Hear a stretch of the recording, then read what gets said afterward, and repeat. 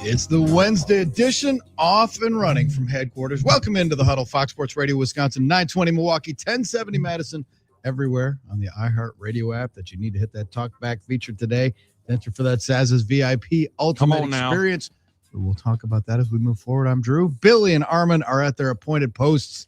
Let's get it today, boys. How we looking? Good morning, my friend. It is a happy hot take hump day. Whenever Saz's still gets to be a part of the conversation all day long, we get to hear great moments. I'm fired up about that. I also just put on my hat after I grabbed it out of the back seat of my car. Having a 3-year-old, I found a French fry in there. That's a great morning. So I don't know how this is going to get better. Yeah, you definitely hate it. You can't let that one go to waste, right?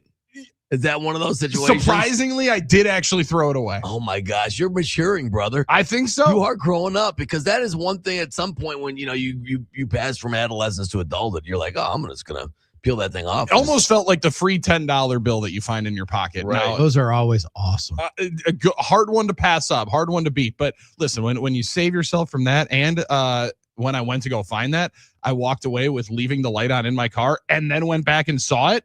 Save the battery. That's a win. Those are two great saves to start out. I feel like a closer starting out a year.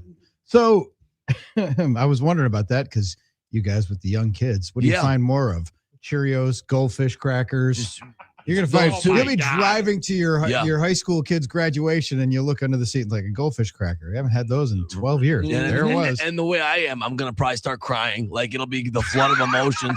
Like when I move the couch in 10 years and I find a couple Cheerios, I'm gonna remember when Lena was young and at a more impressionable age, and that young crucible, because she's a joy right now, but she's probably going to talk back to me one day, and I'm going to say, you used to eat goldfish from my hand. So those are the two things right now we're in the mix of. Cheerios and goldfish, those two things. Yeah. And you can never have enough, and you never know when you need the other one. That's right. Because what you love today, you hate tomorrow. It's kind of like hot take hump day. It's amazing. It really is, where some things can go back to the well of a Packers hot take, and all of a sudden the next day it doesn't hit the same. But the bunnies were a snack of choice yesterday while we went to this Admirals school day game. Had a good moment with the boy. Me and Carson went to the game, took in Armen just dominating the microphone. And then our friend, the energy's unmatched for those games, let me tell you. It's hard to not try and bring your best when you're getting the best from the crowd. Rarely are you out energized. That's absolutely true. You had 9,000 Energizer bunnies in that place. They all wanted a puck too. They all wanted things I couldn't give them, but it was a lot of fun, Billy. And it was great to see you there. Young Carson enjoyed it. Don't know if he was ready for the level of noise. No, the ears might not have been ready, but the energy was. Once the play started, Drew sat up, gave a bunch of "Let's Go" ads. It was a fired up time. Amazing to be there, and then we got to drive home and listen to Aaron Sims. I gotta say, on the microphone. It was a hot day. We'll get into that because it's kind of fun and it's interesting. Wow. But it's great to see Billy in his element and his dad element. I got to just say, it's 5 o'clock. We're doing full disclosure hour. It's great to see Billy in his dad element. It's fantastic. And, it's not always a side we see of Billy here at work, but we know it's there. So to see him in his dad element is absolutely fantastic. So that was fun, Billy. Absolutely. And I got to say, young Carson, he's in his father's image, because young Carson is an absolute sports, his mind is an absolute sports mogul mind right now. I mean, this kid, I weep already. I preemptively weep for his grade school teachers. Yes. We're trying to get him to focus on anything other that is not connected to sports. Yes. I kind of was that kid. I think we were all that kid. His aptitude for the games is not matched by many of his age group, I would say, right now. He knows the situation. He knows the score. He knows the periods. Informed you of the amount of goals we needed going into the third period to tie the game up and win it. It was a great breakdown. Simmer could have had him on for a segment.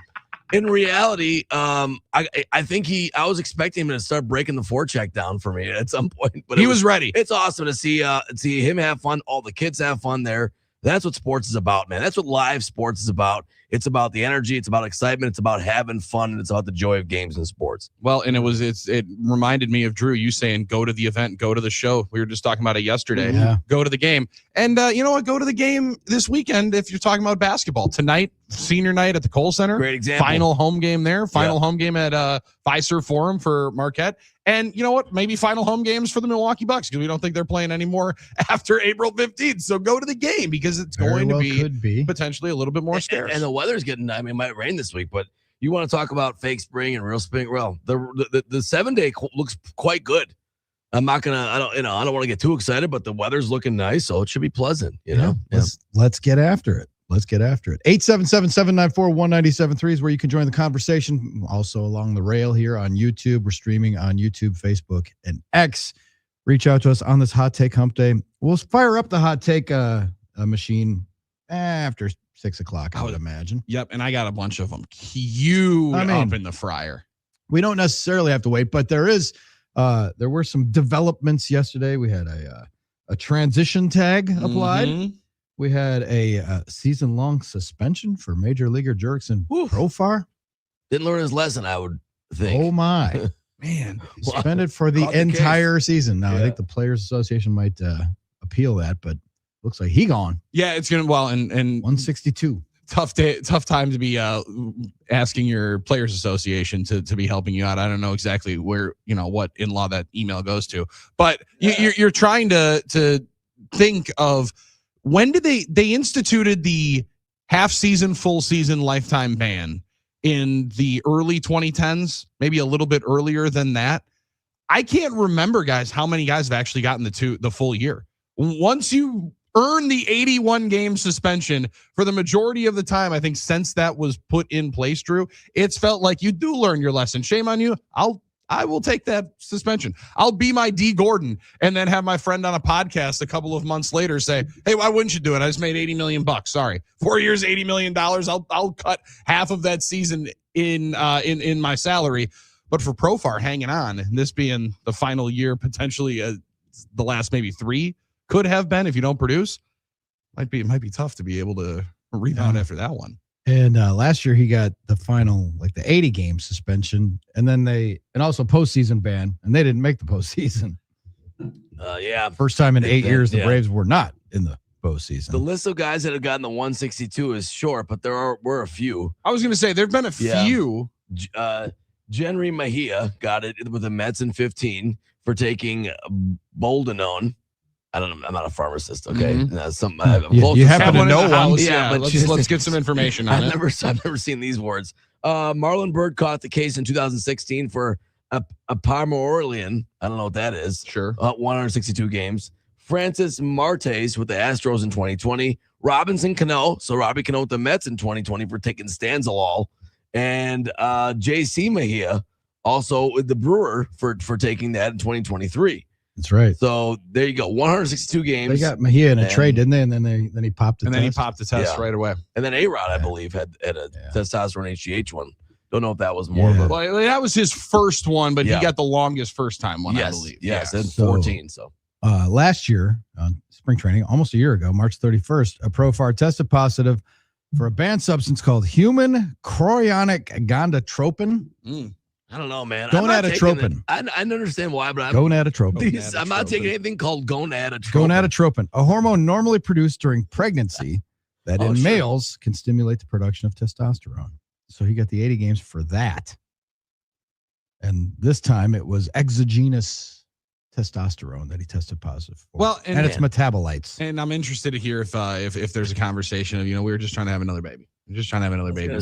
Fertility, Listen, fertility, that I believe that was Golden Tate's statement when he popped one. And listen, I'm proud. I'm glad that we're out here trying to have babies because there's a lot of guys that are very, very good at having babies. Some that can't. We're proud of you for going and trying as much. And there's some that can and are still letting it ride. They don't care either way. And the fertility struggle can be a journey for many. Big time. You mix men up the pills. and women. We only hear it for the women. Generally. Yeah. You never know. So, you're taking an Advil, you mix up the pills. That could be based on Jurickson Profar's suspension. Billy, do you have to alter any props that you had involving the Atlanta Braves or the Netherlands in the World Baseball Classic? Because he was set to play for the Netherlands, and he's banned from that now because he's from Curacao, and that is under the umbrella of the Netherlands. Yeah, I think I was going to probably pass on my Netherlands World Baseball Classic future. That they were sitting at somewhere in the 15-1 range just to win their pool. So I think I'll probably sit out on that one as well. I don't think I would go with the Braves. However, Profar's name has been one that I've heard of a lot because he's always felt like a prospect I remember him being one of the top prospects and then continued to actually play. When he was in Texas. He was in Texas, and he was bantered around in a couple of trade rumors with the Brewers and has continued to play for a long time. But that probably ends up being the end of it for now. But I watched the World Baseball Classic start last night. The Dominican home game. There are some incredible environments that we're going to see over the next couple of days for this World Baseball Classic. Sucks for him that he's going to miss it, but all your own fault, brother. That's right, man. You didn't learn your lesson. Speaking of missing it, with the Brewers, you get the good news and the bad news. Looks like Brandon Woodruff will be on pace.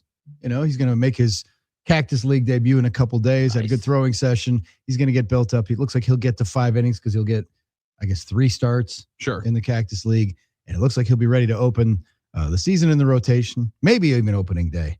But Quinn Priester could be headed for the IL because they're ramping him up slow. And I did not have that on my bingo card. But with the Brewers, that's kind of how it goes, right? You get the good and the bad, and hopefully it's a bigger dose of good and a smaller dose of bad. Amen. With the amount of guys that are going to be needed to pitch innings, whether it's the World WBC or all the Cactus League and Grapefruit League games that you still have to play, there's going to be a lot of innings. There's going to be I would imagine some flexors. There's going to be a lot of tightness in the buildup. Priester has felt like he's just been crowbarred in to one of those spots. But you talk about the good with the bad, and maybe you get 2 for 1 on the good with the bad. I did see Kyle Harrison pitches from the home plate view. Holy cow, does that look nasty from the left side, Drew? Yeah, so pretty impressive. The more options you add in, I'm okay with the amount of arms that they have out there. That's the thing. They got enough depth to be covered with young players and stuff. And the April schedule's got a lot of built-in days off. You can float guys, extra day here or there. You know how that isn't. It's like, oh, we got to get this guy work, or they're going to use openers, and they'll do Brewers. They'll do Brewer stuff. Yes. Yeah, they'll do Brewer stuff to get around it. The key thing is though that Woodruff, because that's the big bet to me, and that remains one of the big cornerstones of the season. Dude's 33. You're paying him more than you've ever paid any pitcher. Albeit on a 1-year deal. He and Yelich make almost half the payroll. Half of the money. Yeah. So Woodruff has to be healthy and functioning, I think, just for the whole operation. Could they win without him? Sure. But the whole thing to me was that they did the calculus that it's like a Woodruff for Peralta swap, even though it's not. But that's what it feels like to me, is that Woodruff, they knew he was healthy. Like, we're going to get these starts out of him. He needs to be kind of the anchor. And that he's an important dude. Like, could they survive without him? Yeah, potentially. But they're a better team with him. And in the financials, it feels like they always have been able to crowbar out a 1-year deal at about $15 to $20 million if they need to. They went over that for the Woody deal. And they did. Who were they bidding against? Right. I can't imagine it was many people. Like, maybe it was a 2-year $35 million, right? Maybe he was going to get some. Somebody could take a flat at Dodgers. That's just the. They'd be fine with it. In the couch cushions, they can afford that. Especially for a cost-conscious team, right? I would think, or a team that fires off money wherever. They'd be interested in getting a little bit of the rehab and give it a shot. But for the Brewers, they last year didn't get much of anything after June from their $17 million guy in Rhys Hoskins. But I don't know that it's comparative, to your point, Drew. Like, because the 33 starts that you got from Freddie, outside of just the amount of sub 3 innings and 200 strikeouts, it was the consistency of being in the rotation. I don't know that they can go without that much, but if even he gets 25 starts, I think it'll be a key piece to them. But they need him at the headlining and the top of the rotation, because as much as I'm excited to see Mizorowski kind of unleashed, I thought yesterday you saw maybe a little bit, always working on things. But it did seem like there's a little bit of heat. He was sweating. He was cooking yesterday in that heat, in that post-game interview that Dom gave out on the video. And to bank on a bunch of second-year guys, you need somebody that's been there. And when you're paying him more than you ever have for a pitcher, and it's one of your own guys, I think the expectation is that he has to be the key cog. I think so. To me, and they do have nice pieces around him, but got to kind of bank on him. Brewers, like I'm banking on, and it's almost like the triumvirate, because it's like they need Woodruff to play well, they need Yelich to play well, and be healthy. You need your stalwarts to and you need Contreras. I think Contreras gutted it out last year, but you expect more from him. Like, it's almost like a bounce back year for him, because he was so compromised last year for much of the year. For sure. But Still good, and he's a gamer. I'm Team Wild Bill. But played so well, especially late. That's why I'm pretty hopeful. I mean, you get his health right. He stays healthy. He could be in that kind of transcendent range again. The Brewers, doesn't it seem to you? I mean, I'm just gonna go ahead and lay this out there. Given what they got coming, they're gonna treat him the way a college pitcher in Omaha treats a pitcher like a senior. I'm going to wring every little bit of ball out of this dude. It's like, oh, he loves to play and he lobbies to be in the lineup. Good, because we're not taking him out. Because while he's here, we're getting every mile out of the tires that we can. And then when they do decide that it's time to move on from him, whether it's a trade or he exits the stage because the Brewers can no longer afford him, thanks for your service. And then his next team can worry about the injuries. And the 128 games caught this year that he probably accumulated miles on the tires, because I think that's just the mode the Brewers are in. Like, and he's a CC Sebastian. I'll take it. I'll take it. I want it. He wants it. So I think that'll be a mutually assured deal there. 1,000%. And it's somebody that, when you are bringing up as many and going to count on as many young pitchers as you have, that's as much of Contreras' key as any, is him needing to be a part of that. I guess it's not out of the realm that maybe, if Andrew Vaughn turns into Andrew Vaughn, or if it's like, all right, Wild Bill, can you play first? Yep. I'd rather have a taller target over there, but can you play first and like use your bat? And then when Yelich is gone, like you become the DH guy. Like maybe there could be ways. Shot, though. It's not the way the Brewers will operate. And I'm definitely not the one that he would want to. But in comparing the Woody contract to the Hoskins deal, like I don't know. I think it's probably wrong of me to not guess the Brewers can find an Andrew Vaughn comparative production player on the pitching side. That might be the spot where they have more success finding the diamond in the rough than over at first base. But I don't necessarily know that you're going to be able to compensate that much for somebody if you don't get that kind of production later into the year like you didn't get from Hoskins a year ago. And I think speculating on all these things is what makes it so fun, because you have an organization like the Brewers that has been so consistently good in finding diamonds in the rough, finding young guys that can develop more than what they were in other places. And, it happened again with a guy like Kyle Harrison yesterday, right? Had a good outing. Mm-hmm. I know some of the analytics guys are excited about his IVB on some of it. That's his induced vertical break. That's like been hitting better numbers than ever before. What are they inducing? I don't know, but I guess the changeup is averaging is giving a higher IVB than we've ever seen from him. So maybe the pitching lads and it's work again. These are all the things that make you excited to be a Brewers fan. So for all the cynics out there that will say, well, we'll never beat the Dodgers, we'll never win it, we can't spend it for a World Series, we haven't won a World Series, what does it matter? What does it do? There's a lot to be excited about and a lot to look forward to once again in this Brewer season, and I think it's good stuff. Man, he just started coming off with all those different quotes and inducing. I thought we were still back onto the fertility program. Yeah, you thought that I was. That's IVF. That's a different deal. This is IVB, which is induced vertical break. So there you go. Vertical break. Damn. Oh, more nerdy stats. We love it. We love it. Get your hot takes ready. We're going to be humping those throughout the afternoon. John Greenberg, El Jefe, is going to join us to talk about the debacle. In the 7 o'clock hour, we'll get into the debacle that took place at Panther Arena yesterday. And then we can maybe talk about great hose jobs by the referees. A number of them bolstered up that we can think of. Oh, my goodness. Woo. Absolutely. Buckle up. Get yourself a comfortable chair and a cold or hot beverage of your choice on this Wednesday morning. It's the Huddle, Fox Sports Radio, Wisconsin.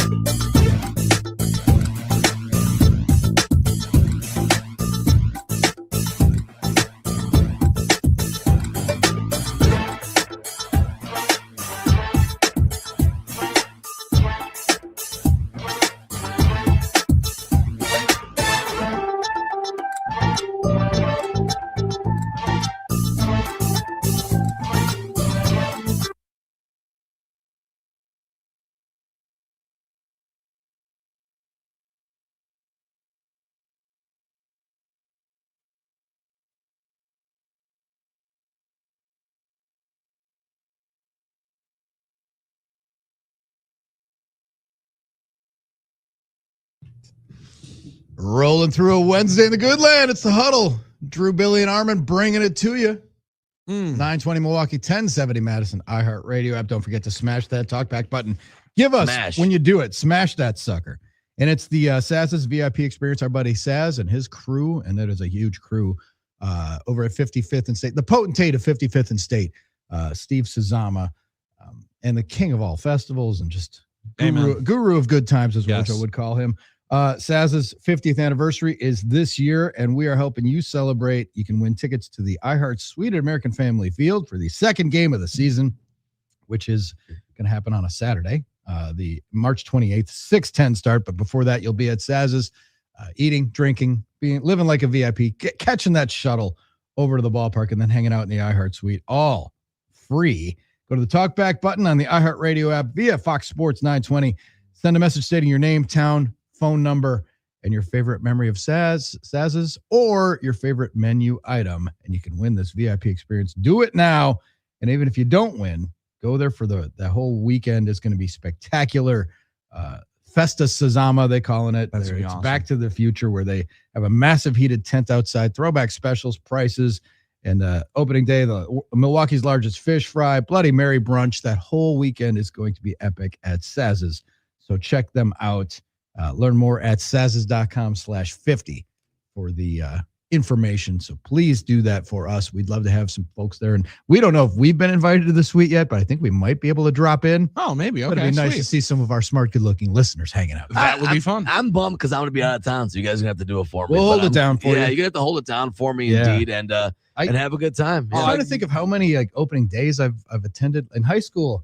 It was a big thing in high school. It was like skip day and stuff. But I always was on the track team, and we always had in the middle of our season. We couldn't ditch. You'd have to be competing. Yes. Yeah. So because you didn't want to get in trouble and just jeopardize your station on the team. I was kind of a captain, so I was going to say kind of one of the big deals of the team would have been tough. Yeah, I couldn't really do that. And sometimes we'd have a meet that day, and we'd end up, you don't get that many of those, so you can skip. No, but I made up for it by attending basically every one now for many years, decades and decades. Can't remember the last opening day that I didn't attend Or Miller Park, American Family Field, and even going back to county stadiums. Yeah, and that's a good way. I actually even think I made it to the reopening day and considered that one continuing an opening day potentially run. Maybe there was one right out of college that I missed, but I had gotten to fortunate enough for my mom to say that was a family holiday. Nice! Not even a sick day, just once a family holiday. Once I was in about 4th grade. So I had been lucky enough to go and run it and see what the run was for a lot of people to start. So I think I had a good baseline understanding of what opening day was going to be at a later in stage of life. Sure, but there's not much like it, even though Armen and I are sitting there last year getting everybody ready, fired up from 12 or 9 to 1, I believe. I think we took it right to game time before we ended up being done with the show last year. Yeah, we did. And wondering, Drew, if it's the same.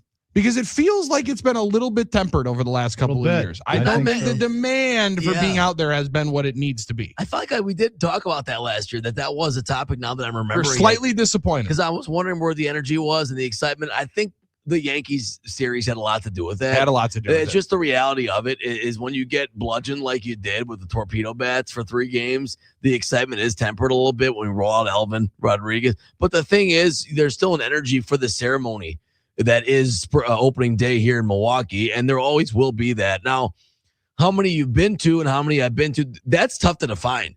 Because there were a lot that I didn't actually go to the game, but I was at a tailgate. So how do you define that? Like getting a ticket to the game in the years where the Brewers were getting better and better was becoming a tough ticket to get.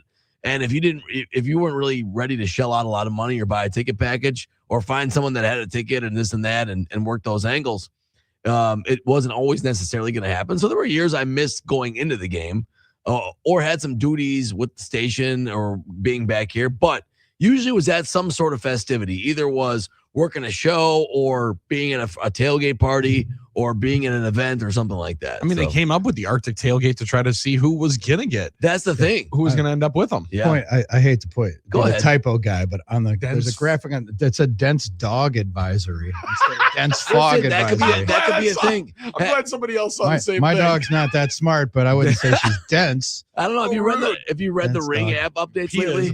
I get notified every 5 minutes because everybody on the south side loses their dog because the dog doesn't know how to get home. Oh yeah, dense dog advisory. Dense dog advisory. It was dense fog advisory, but 2 graphics, 1 misspelled. It was almost as bad as it's early morning for the people on TV. Yeah, well, listen, caught my eye. They might be a quick bit dense. Now, you mentioned the Ring and the dogs. Yes. Here, I'll give you some. Have we gotten any information on the Ring camera Super Bowl ad that they put out? Remember how they were saving all the dogs? Right. Oh, They get any blowback from the people who are saying that, wait, how much of my stuff do you have banked in here? How much are you actually watching and being able to save up here and be able to track? That was a big deal. That was an interesting one. A lot of folks saw that and said, throw your ring cameras in the trash as they're spying on you. They're like, hey, man, we're saving dogs. Yeah, I'm convinced that's the main function of the Ring camera now. Surveillance. That and catching my dad off guard when he doesn't know I can talk through it. Still doesn't know that. So he'll come and visit. My mom's over watching Lena. He'll come over and he'll ring on it. I'm like, hey, Dad, what's going on? He'll like, what are you doing? It's hilarious. Anyway, here's a couple examples of what I even just saw last night. Found light beige dog. I was driving. Didn't have time to take a picture. Thanks, pal. All right, thanks. Wow. Lost cat on South Indiana Avenue. Oh, there you go. Anyone missing 2 dogs? Seen at 2 a.m. There's a picture. So there you go. A lot of dog stuff. Right. Hey, plenty of dog stuff. Yeah. All right. So hot take hump day is going to start in earnest, but you can start early. 877-794-1973. Already got dropped in here. And I just want to know about Armen. Let's do it. How excited were you with the Bob Costas, Doug Collins, Mike Fratello reunion of the NBA on NBC? The early reviews I saw, I was like, it felt like putting on an old hoodie. It really was. It exceeded my expectations. I'll be honest. I thought this is going to be really embarrassing and crusty and all this, but the graphics were right. The music was right. And Bob gave us a couple little pithy things in the open. He acknowledged that they were old now, but he had Doug Collins and Mike Fratello. So I loved it. The game itself was a turd. It was like a 40-point blowout. But if you want to hear a little bit of it. Let's hear it. Let's go. Let's tell the Sixers to show up for it. Get the regular Peacock open with the spotlights. Original NBA Showtime style open. There's the music that gets Armen going. You have the Peter Fagan AI coming up. Not Peter. There's something else. No, who's the guy? NBA on NBC. Tonight, the San Antonio Spurs visit the Philadelphia 76ers. It's Coast to Coast Tuesday, presented by Kia. A cold, rainy night in the city of brotherly love, Philadelphia, the city where American democracy was born 250 years ago, and hence the name of this city's NBA team, the 76ers, who tonight play host to the San Antonio Spurs. It's game one of NBC's Coast to Coast Tuesday, which tonight is also Throwback Tuesday, as we welcome you to Xfinity Mobile Arena. Hi, everybody. I'm Bob Costas with Coach Doug Collins, four-time All-Star with the 76ers, former NBA Coach of the Year, the guy that Marv dubbed the czar of the telestrator, Mike Fratello. So it's Throwback Tuesday. We put the old band back together. We got the band back together at least for one night. Think of it as sort of like Crosby, Stills, and Nash, but not young.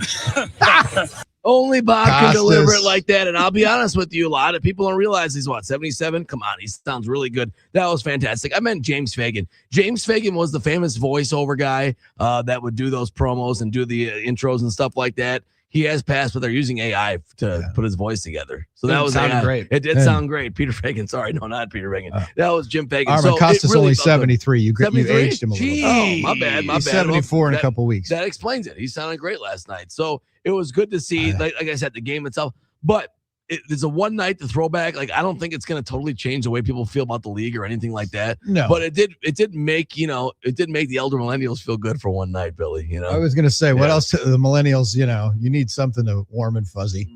Did you drink an Ecto Cooler while you were? Had to, yes. A little Sunny a Jolt D. Cola, a little Sunny D for you? Yeah, a little Sunny D. I don't know if I should admit this. Go Bob ahead, Costas, Billy. I'm today years old. Bob Costas just broke my mind.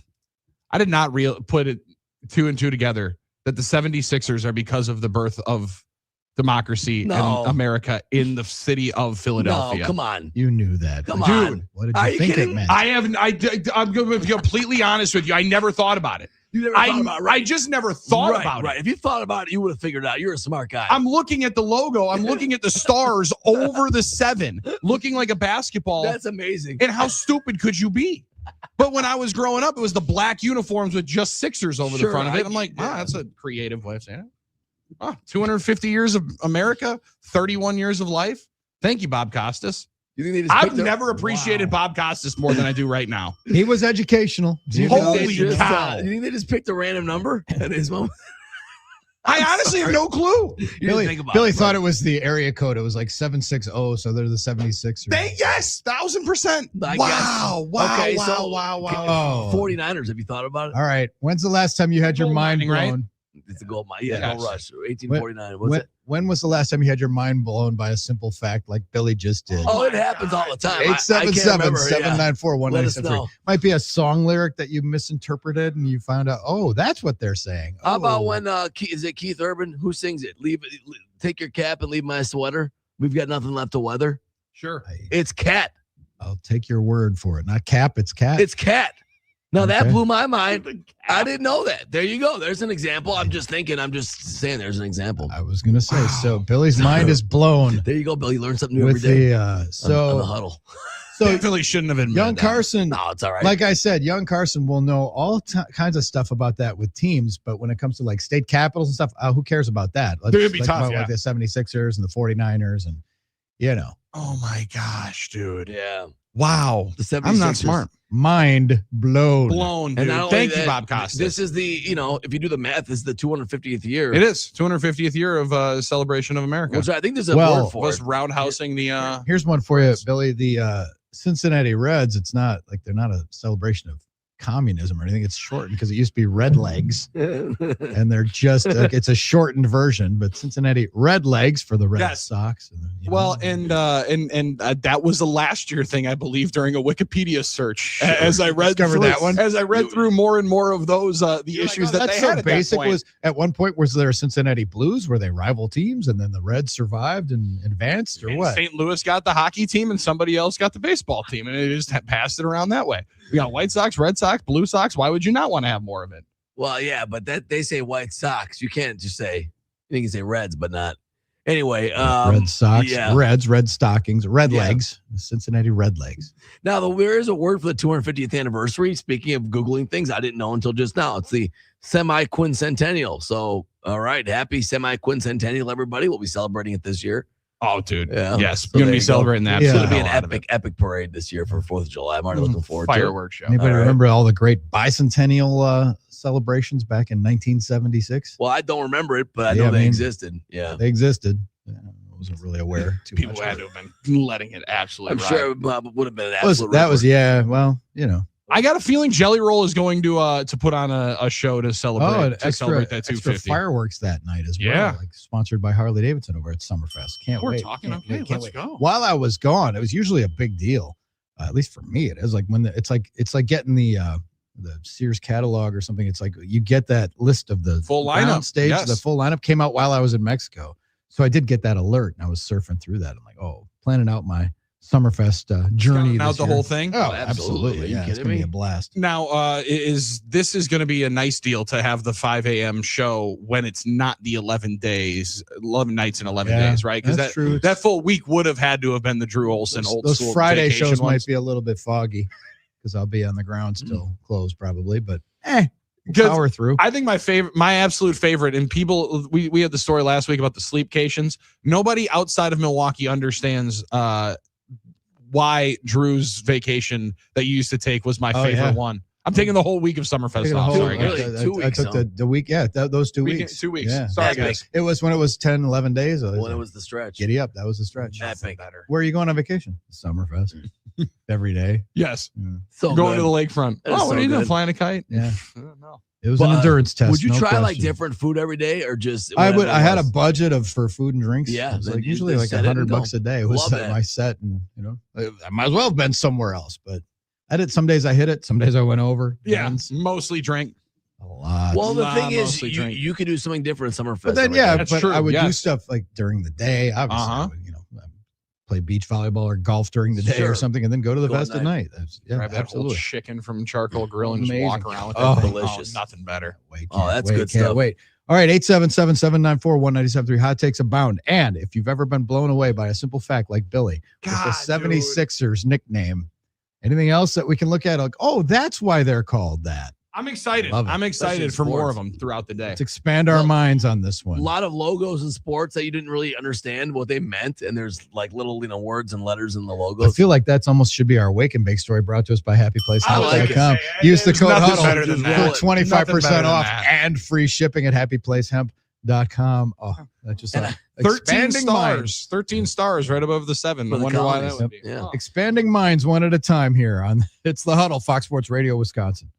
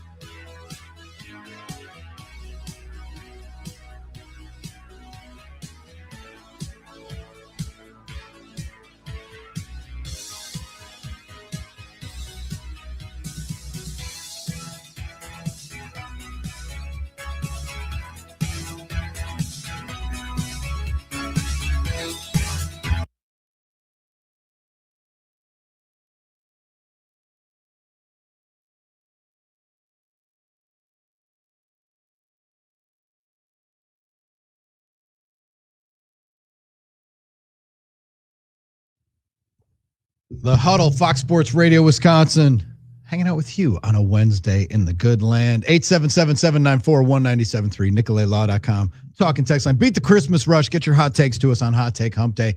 Billy's got a lot of them holstered up, including the fact that he now knows the origin of the Philadelphia 76ers So awesome. nickname. I've really there have been moments where I've felt dumb.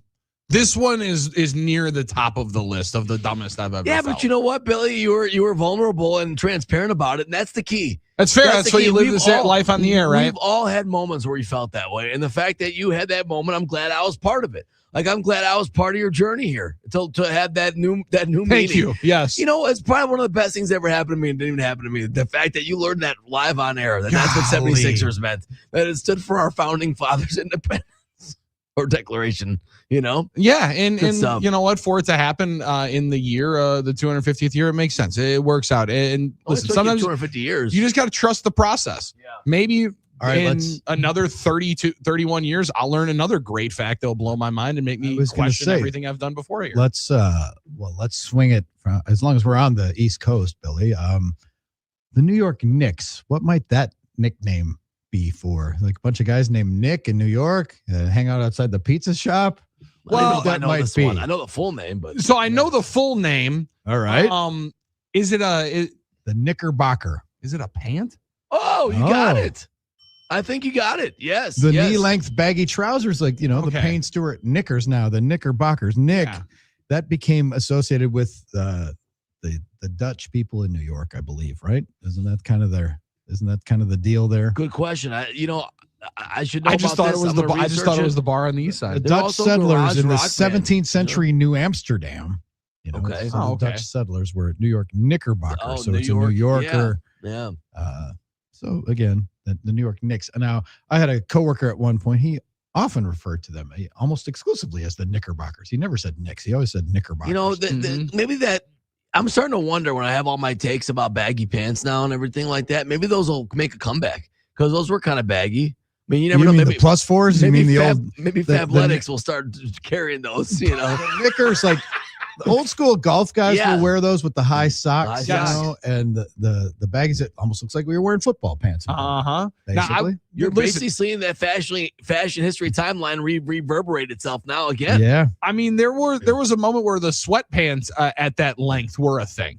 In the NBA, people were wearing those. Yeah, like the real high socks with everything. Now they're just wearing them baggy everywhere. I feel like you saw how many kids you saw yesterday. Elementary school kids wearing just baggy sweatpants all over the place. That's what it is now. Having an absolute ball. Having a ball. Right. Yeah. So that one right there, Drew. What else you the got? barrister on the talking text line, 877-794-1973. I was 62 when I learned that the tags and pullover shirts are on the left.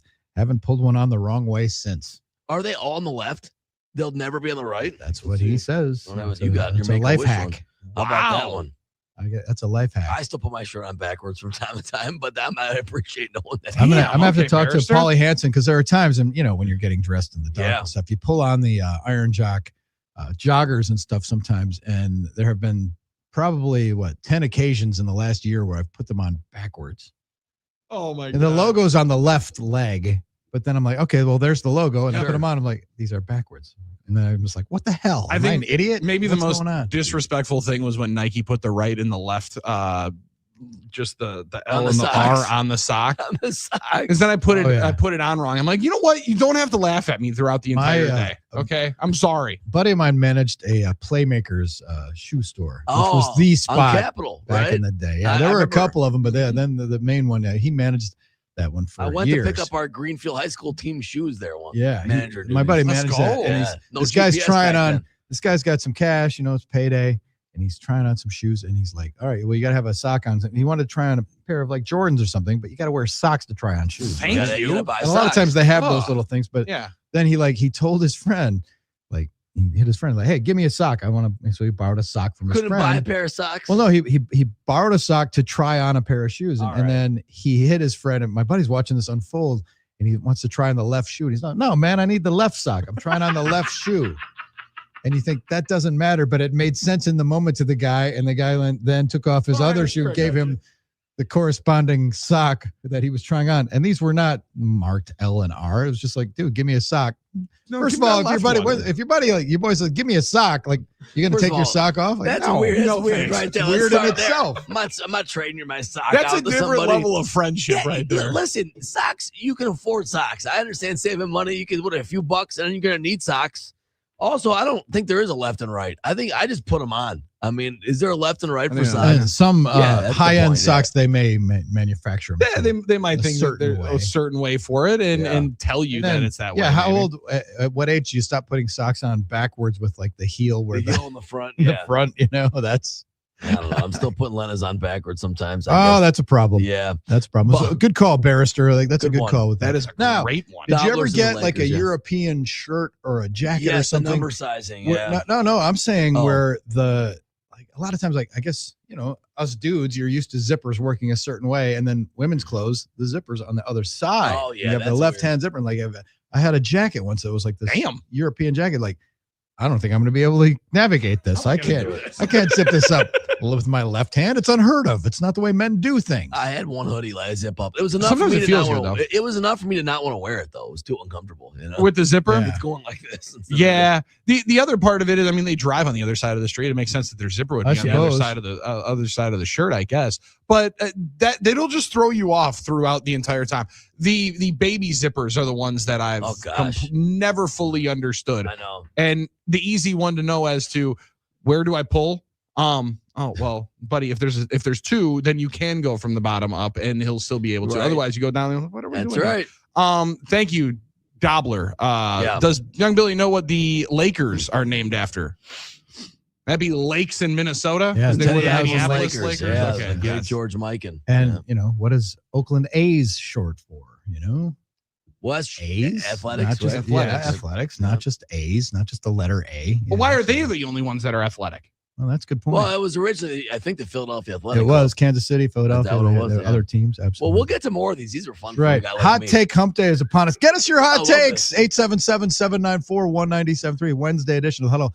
It's halftime of the week. Dolph will be here at 6:30 for our halftime. It's the Huddle, Fox Sports Radio, Wisconsin.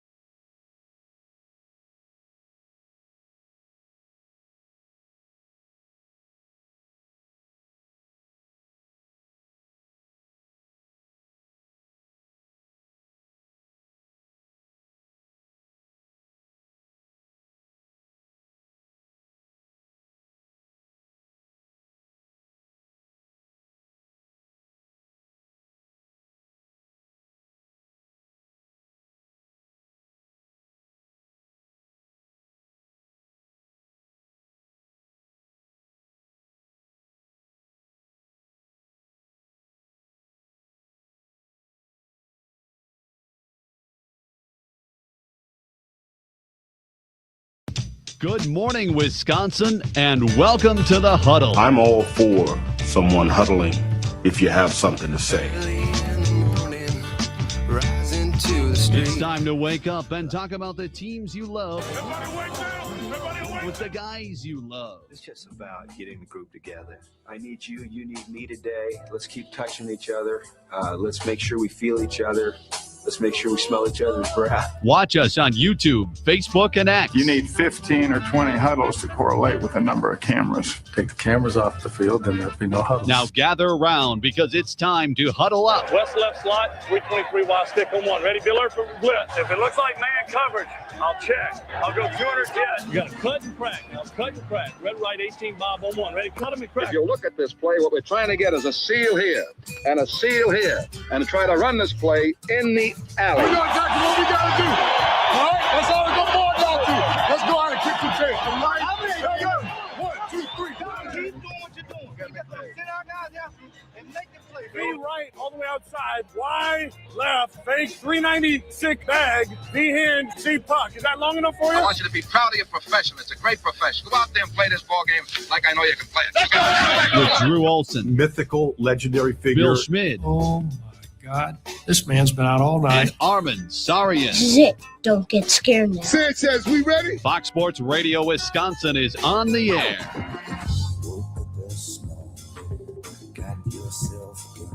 Rockin' Rivers, shaking lakes, and just dominating the airwaves and interwebs on a Wednesday in the good land. It's the Huddle. Drew, Billy, and Armen bringing it to you. It's Hot Take Hump Day officially.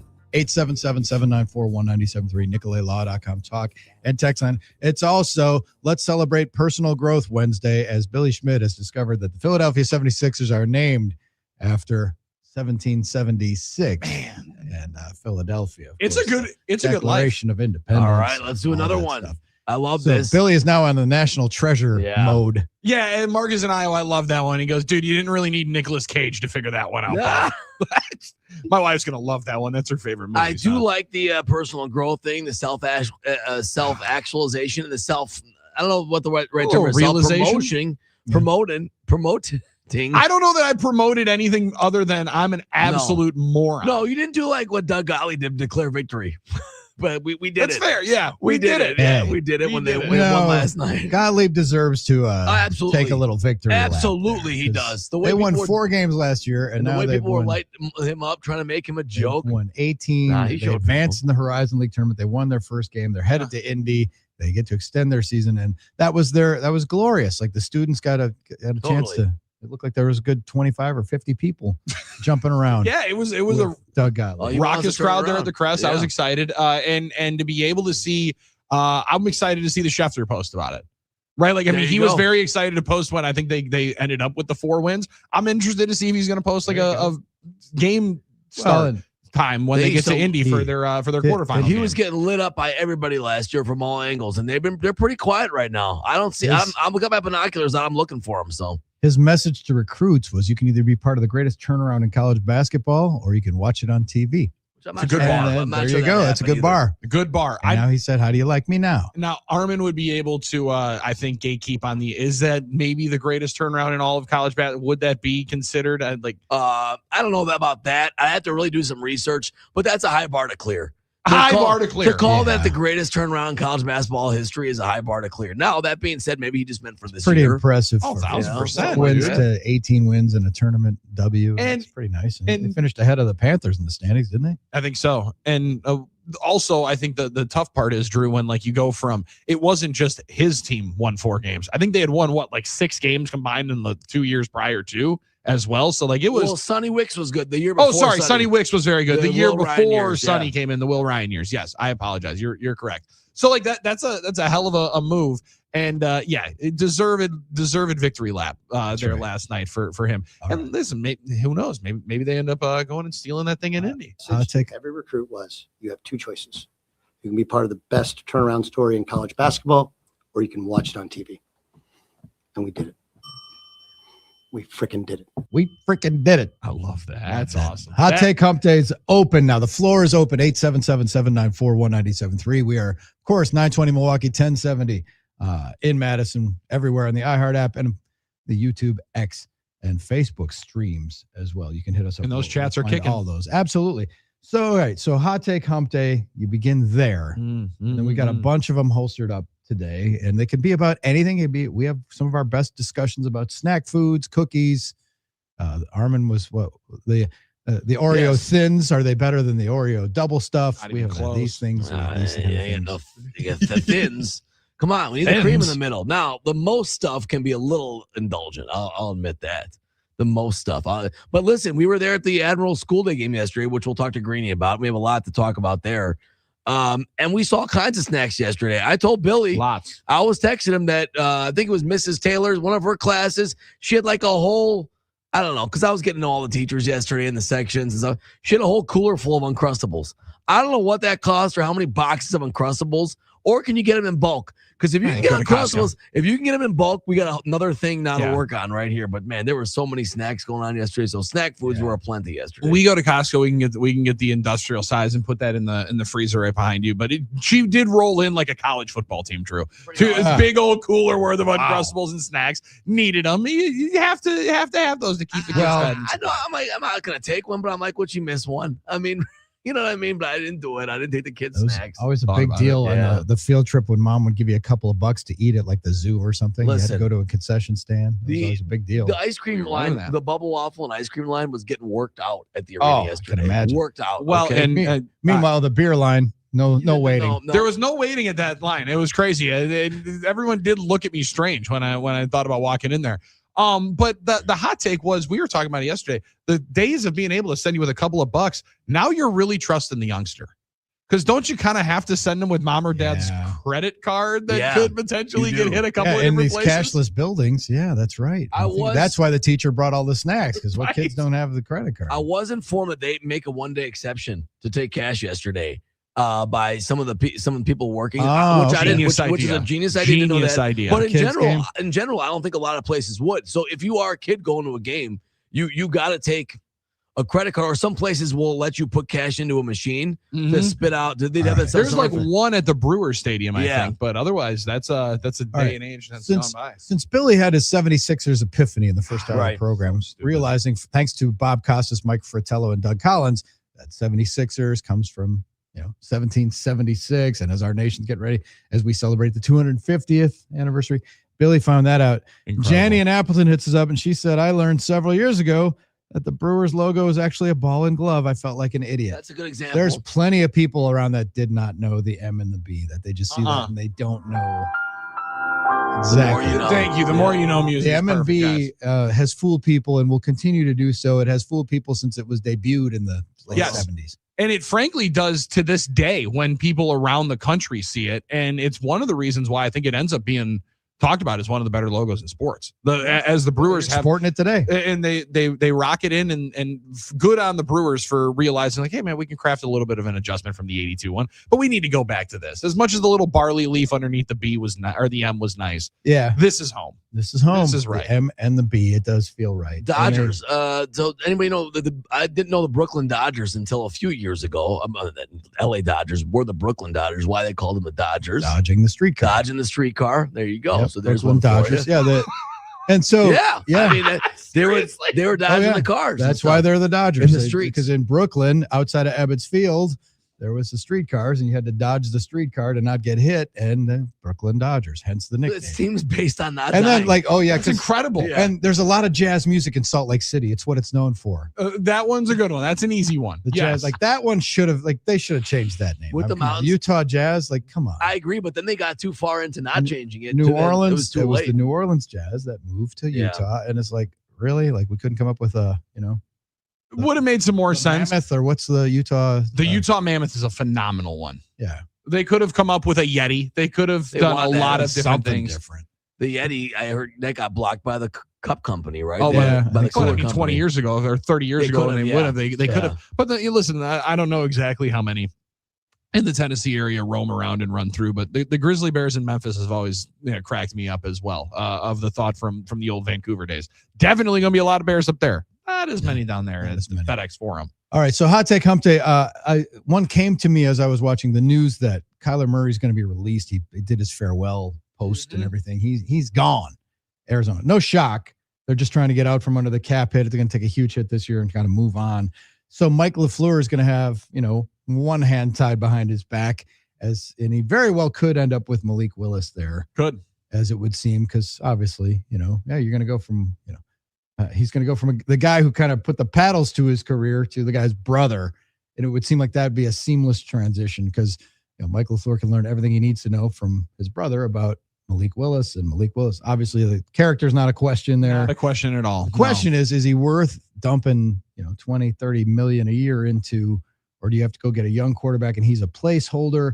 Are they even trying to win? What's the mission there? And that's, Well, and former Cardinal great quarterback Kurt Warner was like the only person that I've seen online put any the pushback on the Malik Willis hype train, right? Like he said yesterday on a tweet, and it ended up getting a bunch of engagement, obviously, and a lot of people saying, Kurt Warner, what are you talking about, dude? Well, I don't know. The guy might know a little bit about football. And he's like, if you take away the 5-yard stick routes that they made an absolute living on, and a couple more of the off-schedule plays. I don't have it in front of me. But he's like, you can break down the number of dropbacks that Malik Willis had through the season, and it's maybe a little bit less impressive than the immediate excitement would be. So took a break from the draft prep to dive into Malik Willis tape over the last couple of years. That being that he's one of the hottest names into free agent, my conclusion is that there are really 28 dropbacks. I took out screens, quick pick and stick throws at 5 yards, and quick scrambles over the last 2 years that will determine his future. It's crazy to think that we're talking 25 to 30 million a year. Hashtag study ball coming soon, so you can come up with your own opinions and assessment. He's really like the only guy that I've seen have any pushback to the Malik Willis hype train of saying it hasn't been maybe as elite and as big time as we thought of, but he's done what he's been asked to do very, very well. How much do you put towards that? The only team that might have a worse cap situation with their quarterback is the other team that we think is the easiest bidder for Malik Willis on Miami with how much money that they have cut. And then, of course, athlete. And that they're going to have to with Tua, just from the financial spot, though, right? Like, I mean, they're maybe just as in bad of a shape with Murray.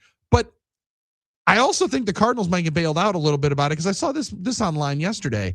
And as much as Russell Wilson did it with the Steelers after he got cut by the Denver Broncos and played for the league minimum, Drew, and ended up getting a chance to start again and then get himself a $10 million deal with the Giants.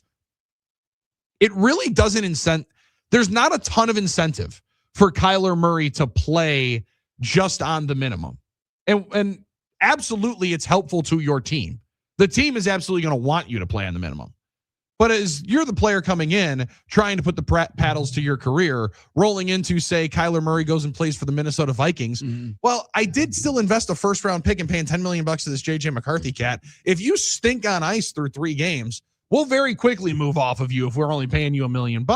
Like, so immediately yesterday, the Kyler Murray's going to play for the minimum. He's going to make his $36 million from the Cardinals.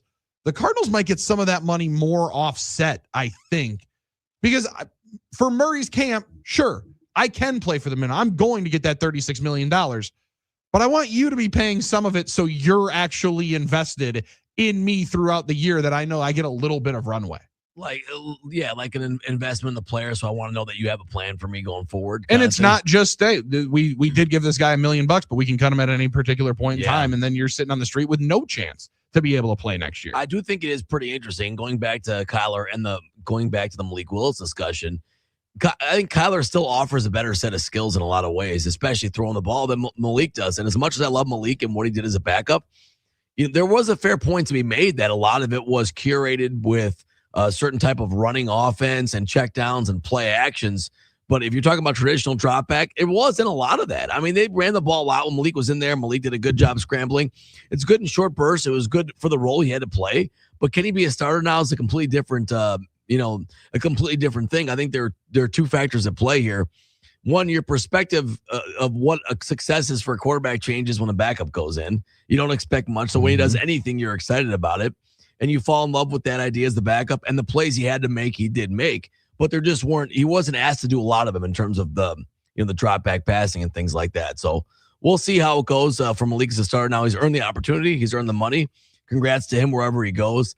I'm not so sure, his role still isn't to be a great backup, but I guess we'll see now as time goes on. Yeah.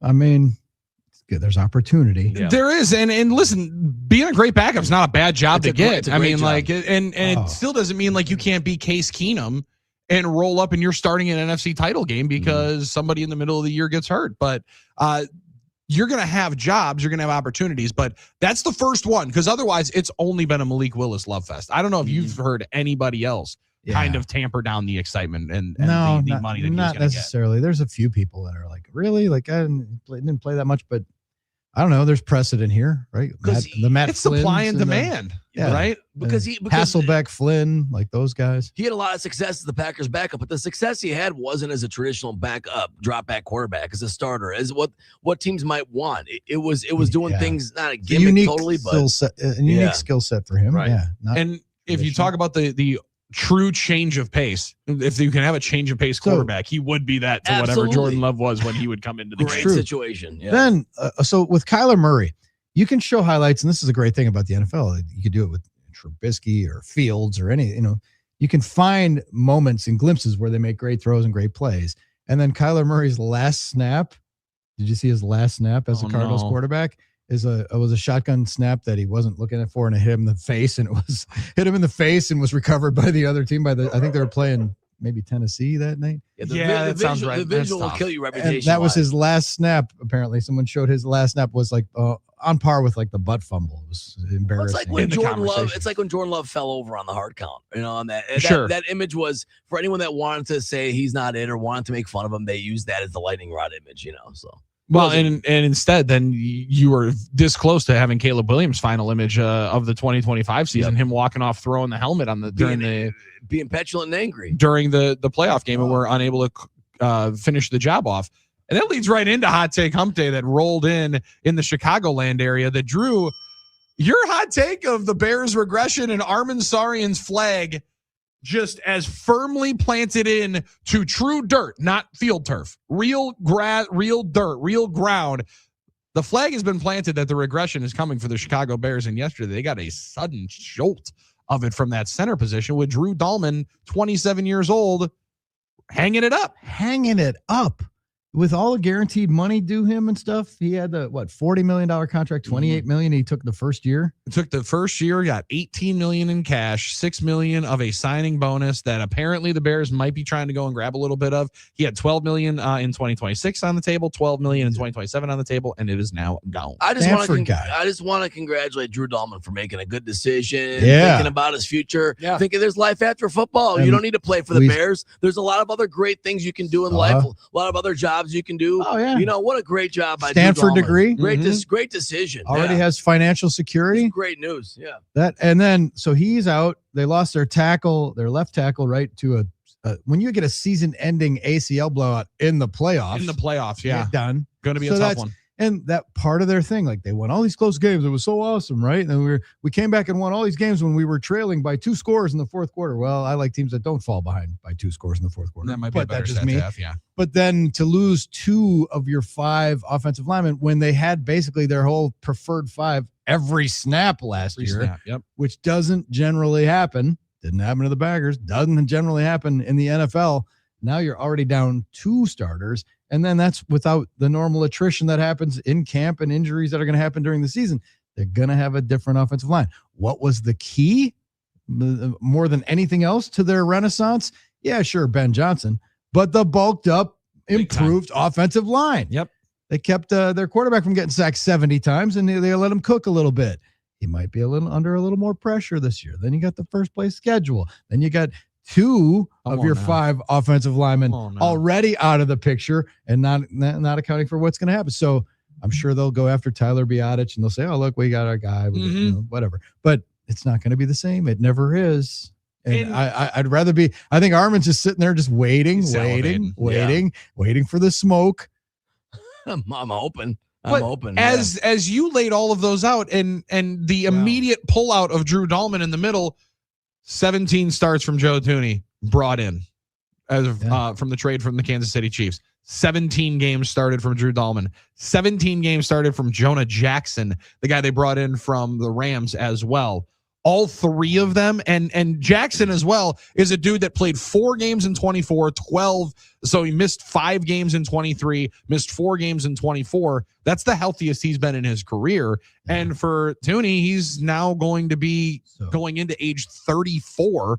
He's played a lot of games. He's started almost every game of his career, but at some point that attrition is going to start stacking up. Kevin Zeitler, a free agent too. He'd end up there with Biadasz. He is. Like, now, what about Biadasz was already there. He was already on a visit. Perfect timing. Probably smart, but hey, why don't we just route him back up here and have the Amherst fella have a meeting with the Green Bay Packers at 1265. I'm up for that. Let's go. Speaking of the Bears, which we don't like to do that often, but in this case we will.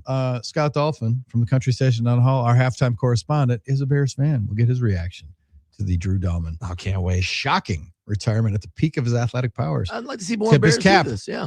Tip his cap. Like to see more Bears do this. Yeah, start retiring. Great, Grady Jarrett, you've done a great job, man. You How are much I should say? Listening to the Huddle, Fox Sports Radio, Wisconsin.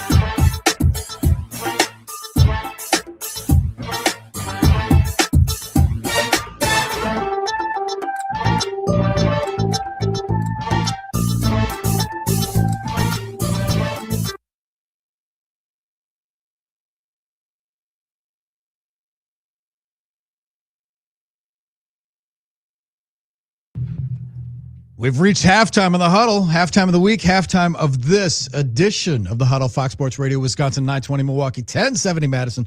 Everywhere on that iHeart app, be sure and smash the talkback button for the Saz's VIP giveaway. The second game of the season, you can go to Saz's and then enjoy some food and beverages, get a shuttle to the ballpark, be in the iHeart suite, and then roll back and go back to Saz's. Are you guys in on that fun? We don't know if we're in. That's a we great made question, the travel Dolphin. roster. No one's told us yet. I've heard some people in the For building will be there. Second game, yeah. I'm on vacation, so unfortunately I can't. Armen is as well. You so.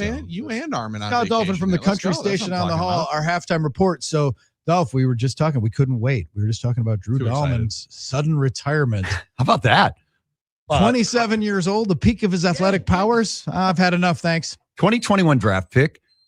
Something was clearly wrong with him at the end of the season. I don't know if you saw the last couple of the Packers game and the Rams playoff game, especially. He was getting blown up on every play. So maybe you're a guy. you want to feel good when you're 40. I don't know. I mean, you don't see that very often. Was it Borman? Who was the former Chris Badger? Borland was the former Badger that did it. You know, he did it for concussion purposes, right? Is that what it and was? this one seems a little bit different. So I was doing a little bit more digging. His dad, Chris Dahlman, played line for the 49ers. It's really good. Yeah, and is now the president of the Salinas Palma High School. Hey, that was right down the street from my house, man. I was a Salinas guy. Yeah, I lived right next to Palma High School. So Dahlman is probably a Palma grad, I would assume that. I believe so. Yes, I believe Yeah. Palma grad. His dad coached offensive line there. Still coaches offensive line there. Wow, that was my town for almost 6 years. So, well, I'm even better, even more happy. So, listen, I heard president and principal of a school.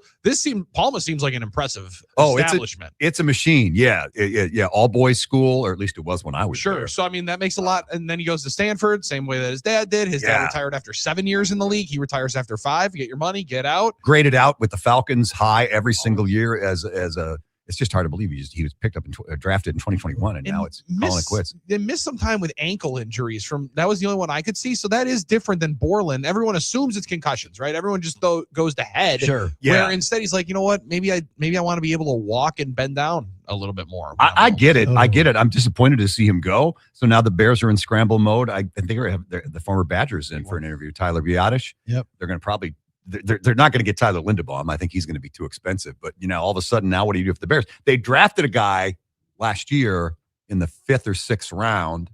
That's a center from, I think it's an Ivy League but school, I think. Ozzy's out for the year, right? So they have the two of their 5 guys that they counted on for the best, most improved unit in the NFL last year. Good point. They gave up the 3rd fewest sacks in the league after giving up a gajillion the year before. Yeah, and Ozzy was a godsend, man. And now they're depleted. So yeah, they're missing 2 guys. So what do you do? You may have to rely on this rookie this past year. At the tackle position, you do have some options. There are guys that have been on the team for a while, including the guy that jumped in and. But Tooney and Jackson were also healthy. They were also healthy the entire year. Those are big, and they rebuilt that entire offensive line right in the middle. And Detroit is the other one, right? Now, obviously, they lose Ben Johnson, which is a massive deal because Dan Campbell, I think he's a phenomenal head coach, clearly not a play caller. But they lost Frank Ragnow, who's a 4-time All-Pro. That was maybe the biggest loss that they had, and they were in scramble mode all year. What happens when you lose a guy like that? You slide that Graham Glasnow guy over, and he was good in his role, and then he got exposed in the new role. Yep. And now he's posting a graphic saying, "Thank you, Detroit," because because he got cut. So it's all about the money. NFL, not for long. Yeah. It's just another reminder. I love that. Jerry Glanville, right? Not Was on for long. NFL films. You keep playing like that. NFL. Oh no, he's talking to an official, I think, in that clip. NFL. It means not for long. You keep making calls like that. Hey, Not he was one of the better mic'd up guys. Jerry Glanville. I still wish there was somehow some video of Jerry Glanville doing the Mississippi thing with Favre. Hey, Mississippi, I bet anybody $100 he can throw this ball up in the 3rd deck. I wish there was actually some video of those stories. I got a story about 1,000 years ago when I first got to Milwaukee. He was a big country music fan, and we were at the Super Bowl one of those years, and he said, "Well, when I come to Milwaukee to run my NASCAR truck at Milwaukee Mile, I want you guys to be on my pit crew." We're like, "Yeah, okay, thanks, coach." Sure. We freaking did it. We were on his pit crew. I had a mullet in these pictures at the time, but anyway, we're walking. We had to go spend the morning with him, and we went to mass with him. Catholic guy, Northern Michigan guy, right? Yeah. He's from the UP. But anyway, so as we're walking through the paddock at the Milwaukee Mile, everybody was just giving him, "Thanks for Favre, coach. We appreciate it, coach." I love it. It was awesome. Yeah. So there's pictures that exist. I'll have to show you guys. So I had hold on. I had What the did you catch do? can. Okay. I was the catch can guy That's amazing. during fueling up. And of course, it lasted about 4 laps. He hit the wall and finished, like 38th. Oh, I was excited for you in the celebration, like MJ's in all of these celebrations with Reddick. No. Yeah. I don't think Jerry ever won a race when he raced NASCAR trucks, but he had a sweet looking truck. It was black. HBO Sports was his big sponsor on the side, his main sponsor. I guess that's crazy that he didn't win any races when he was just getting random people in each city to be the picture. Yeah. That's stunning to me that they didn't win. It ain't about the winning, it's about the racing. This is as close as I can get to you were talking about the conversations with Glanville. Some of the absolute best. Mississippi, you're not going to play tonight? Let me, I will. I tell you what, we got to have 2 plane wrecks and 4 quarterbacks go down, and you're it. You let me, I will, Farm said. You let me out. You can hear the early twang. I can't remember what one of the Favre videos. Y'all let me out, Will. I will. What college you go to, Mississippi? Southern Miss, coach. Oh, man, we want a kid from Mississippi State. We got the wrong kid. Got the wrong kid. That's hilarious. Unreal. Pretty good. Wow. Yeah, Glanville, he really adopted that Atlanta thing, didn't he? Because he's from Ohio and went to Northern Michigan. Yeah. Isn't that funny how that works? He wasn't a Southern guy. Yeah. Sorry, he walked so Brian Kelly could run. That's right. My family. Come on, everybody dogged him. If the day and age, Jerry Glanville would have heard some too. Jerry Glanville brought in wasn't that the Mouse Davis experiment? Wasn't that Glanville behind that? So yeah. Was it Houston or that was the bump and run? What was it called? Run and shoot. Run and shoot. Thank you. Run and shoot. Yeah. Thank you. Did not work in the NFL like it worked in college. Not well. quite. There were some teams. Some teams ran up points with it and did well. Yeah. But I get your. I mean, those some of those Lions teams and the Oilers. So, Dolph, while you were working and buzzing around the building as you do in the mornings here, Billy had the epiphany. And Billy learned from Bob Costas. Armen, you got that? We can play that again. Yeah, give me a second. From Bob Costas, they had the reunion last night with Bob Costas and Doug Collins and Mike Fratello, the NBA on NBC. Peacock in this case. Armen was all warm and fuzzy about it because it takes him back to just the sweet spot of his, sports fandom. The czar of the telestrator. The czar of the telestrator. The czar of the telestrator. And then let's play that open again, Armen, for Bob Costas. So literate. I mean, we became like, it was the standard that he set. I didn't get to the open here, so. Sorry, you're going to hear it again. Oh, gee, I'm so sorry. Tesh theme. This is the NBA on NBC. Tonight, the San Antonio Spurs visit the Philadelphia 76ers. It's Coast to Coast Tuesday, presented by Kia. Great voice guy. A cold, rainy night in the city of brotherly love, Philadelphia, the city where American democracy was born 250 years ago, and hence the name of this city's NBA team, the 76ers. Wow. Billy was today years old when he realized 76ers refers to 1776. Yeah, You didn't know. It's okay. He's called himself an idiot. You can call him an idiot. It's just amazing. I could not fathom it. There's some great shows out there about the American Revolution, and Philly was a big player. There's some back great in the day. documentaries out there. The Billy. problem is, I guess all of my History Channel stops after like 1938 because I've just been all into all the World War II stuff. Sure. I need to go back revolutionary. Yeah. It's 250 years. I need to celebrate more of that. Dolph, I'm literally looking at the logo. I'm counting the stars over the 7. Like, how on earth have you been this dumb for 31 years? 31 years of life, and this is the first time that I'm putting that together. Maybe we should road trip to Philly and check out the Liberty Bell and Independence Hall. I watched Barney Stinson kiss it. I know some of the stories. I know it's dripped in history. Would have thought about it. Should have made some sense. Instead, I just saw Sixers across the front. Wow, they got red, white, and blue stars on a sweet black jersey. I wonder what that is. I don't know why we left. I'm playing dumb here. I don't know why we left Philly to go to DC as our because that was the place, right? Philly was the nation's capital for the cradle. I'm not getting all that. I mean, I don't know really. Yeah. We can get into a long history podcast though if you want. I'm sure there's let's start. I'm gonna download one. Confederacy. But you did mention the voice guy. I did mention that before. That was Jim Fagan, legendary NBA and NBC voice guy. Rest in peace. He passed. They're using his voice in AI, Dolph. That's incredible. That's an AI voice of him. His family gave blessings. So there you go. I wonder if his family gets a. But these guys know this, and I told Billy this all the time. I could listen to him read the old promos on NBA and NBC. You know, that's heaven. Somewhere in heaven, if you go, I'm going to check into my room. It's just going to be his voice. Jim Fagan doing all the voices. I mean, if you need to see, if I need some sort of therapy one day, some sort of like, sensory cleansing, you guys just look for me. Find me. I'm in a dark room. Just listen. I mean, that could get me through the darkness retreat. Just listening to him do promos. I mean, that's actually what ayahuasca feels like. Actually, that's actually ayahuasca. It's just hearing Jim Fagan. Is that your go? NBC. That's a great voice. Just hearing him just read about whatever Dr. Here. I don't know what else. What else have I got? That's here? a good question. Yeah. Dolph just said, is that your goat of voiceover guys? Goat of all goats on pipes? Him or like maybe Facenda, right? John Facenda, Harry Callis. Harry Callis, Philadelphia. In the lives of America's youth. And by Visa, it's everywhere you want to be. That guy that does the Big Ten tournament PA, and I believe he's an LA guy. I think he might be Lakers or Clippers. That public address guy is the voice of God, man. And now the starting lineups for your Indiana Hoosiers. It's like, damn, big time. That's hard to beat. So good. Alan Roach does it for the Vikings up at US Bank Stadium, and he ends up doing all of the Super Bowls. Tremendous. There's so many good ones. Really, So there are. guy in I mean, Denver we're talking was about really good too. I think he's done some Super Bowl stuff. So that's him. He flies in to do Vikings games, and then he does Colorado, Avalanche, Nuggets, and Rockies and Super Bowls. How about he's the man. Bob Shepard? They still use his thing. Oh yeah, Jeter, number Derek, 2. Oh yeah, yeah. He was Thank amazing. you for coming, Yankees fans. That guy looked like he was a million years old, and he kind of was. He was doing Babe Ruth game and stuff. But if you got between him and the exit after the last out, you were getting steamrolled. Really? He was on a mission to get out of there. He was like a shot out of a cannon. It's like, don't get in Bob's way. And they would. It's almost like what they did with you in the elevator for him and stuff. Like he had to get out of there. I don't know where he's going. It's amazing. See, Drew, these are the stories I need. Bob Shepard was like, "Don't get in his way as he's leaving the press box. Please exit the corridor. I am going to the bathroom." He was there for like the championships in the 70s, wasn't he, Bob Shepard? Oh, I think he was there for number 15, Thurman Munson. Yeah. Now, also a big shout out to Bob Betts, who was great for so many years in Milwaukee. What's your Bob Betts story? Can you tell? I know I got my favorite one. Of them. We used to when he announced the concerts. Well, Drew, can you say that was he was the program director at WMSE, the alternative I didn't know that college station. Yeah, and he would voice some of the concerts, and some of the stuff was some of it I can't say. All right, okay.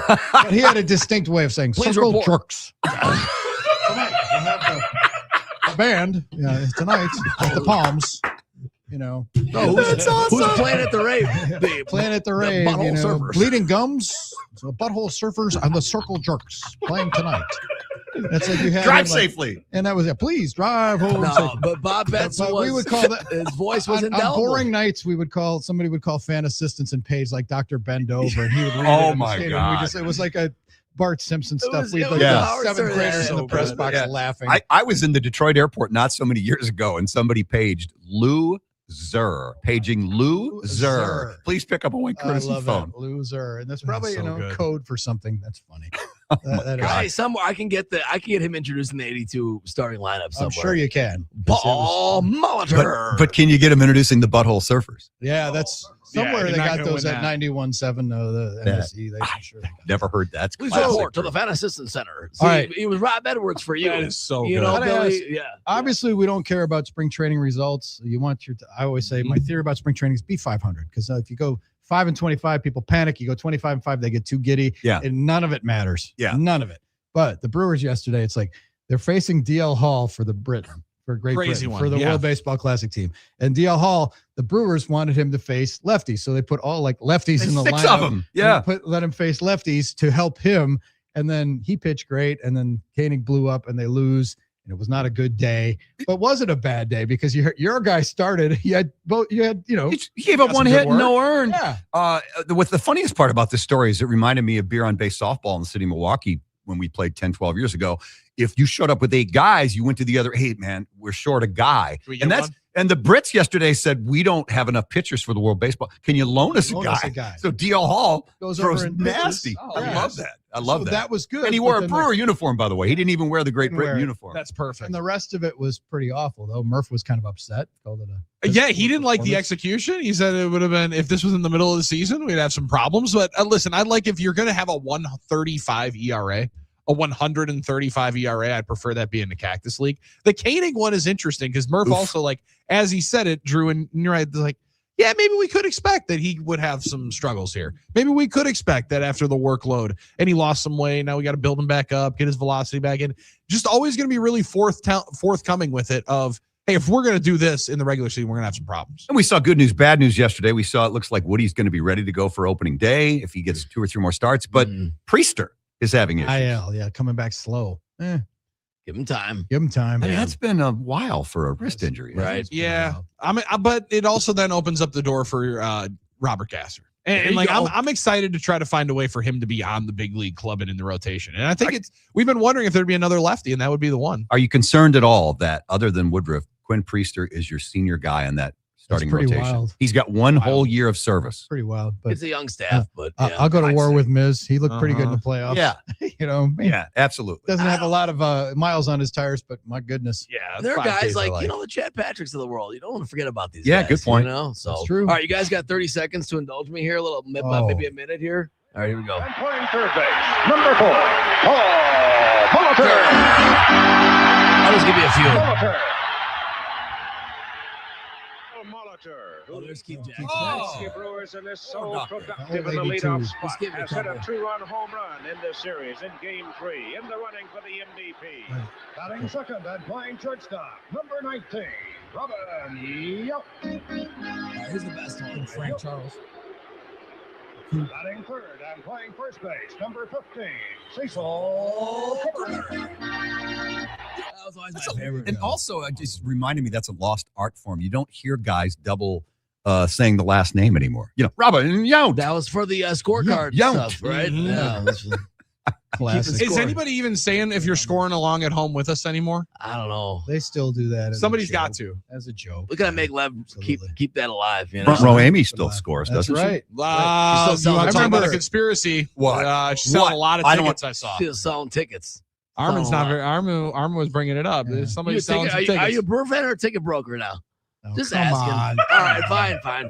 It's the single ticket. It's her ticket. Well, she can do whatever she wants. I'm just I asking. do remember, though, opening day when I was in like 4th grade, teacher, the games weren't on TV back then, but we listened to the radio, and teacher, we had a whole unit where he taught us how to keep score. I love that. It was like the entire class, I wanna be in boys that and class. girls, people who didn't care about baseball. I It learned was a way riding the bench in high school baseball when I was a freshman, and I'm glad I still remember how to do it to this day. There you go. I saw one dad at a game last year. He had like 7 or 8 kids, and mom was there right in the middle and handing out snacks and everything.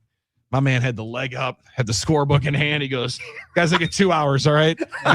No one's talking to me. Dad's off duty. Vacation. 4-3 Love ground out. That's awesome. Thanks for popping by. All right, Appreciate fellas. it as always. It's halftime here on the Huddle. Get your hot takes to us, 877-794-1973, Fox Sports Radio, Wisconsin.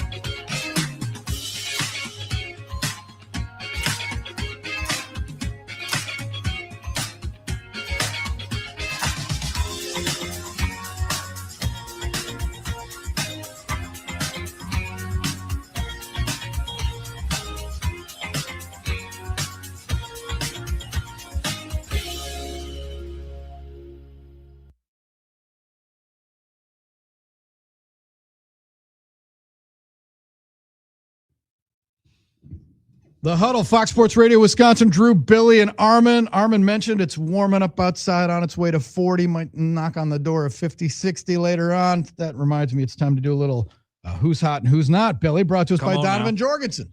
Donovan Jorgensen, heating and cooling. Who's hot, who's not. When a company's been in service for over 40 years, tells you that they're probably hot. That's the kind of company you want to be with. Donovan Jorgensen, heating and cooling. Largest employee-owned HVAC company in Wisconsin. That's what sets them apart.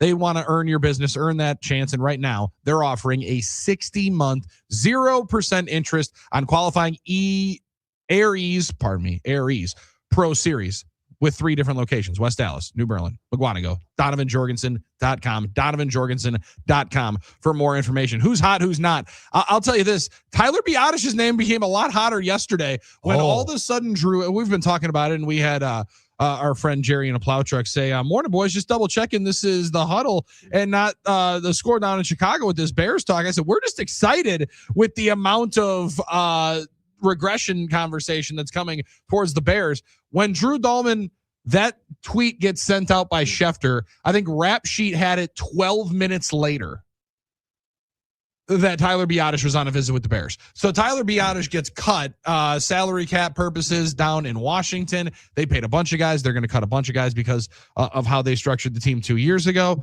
Move on from him. He becomes the hottest free agent because now almost everybody needs a center.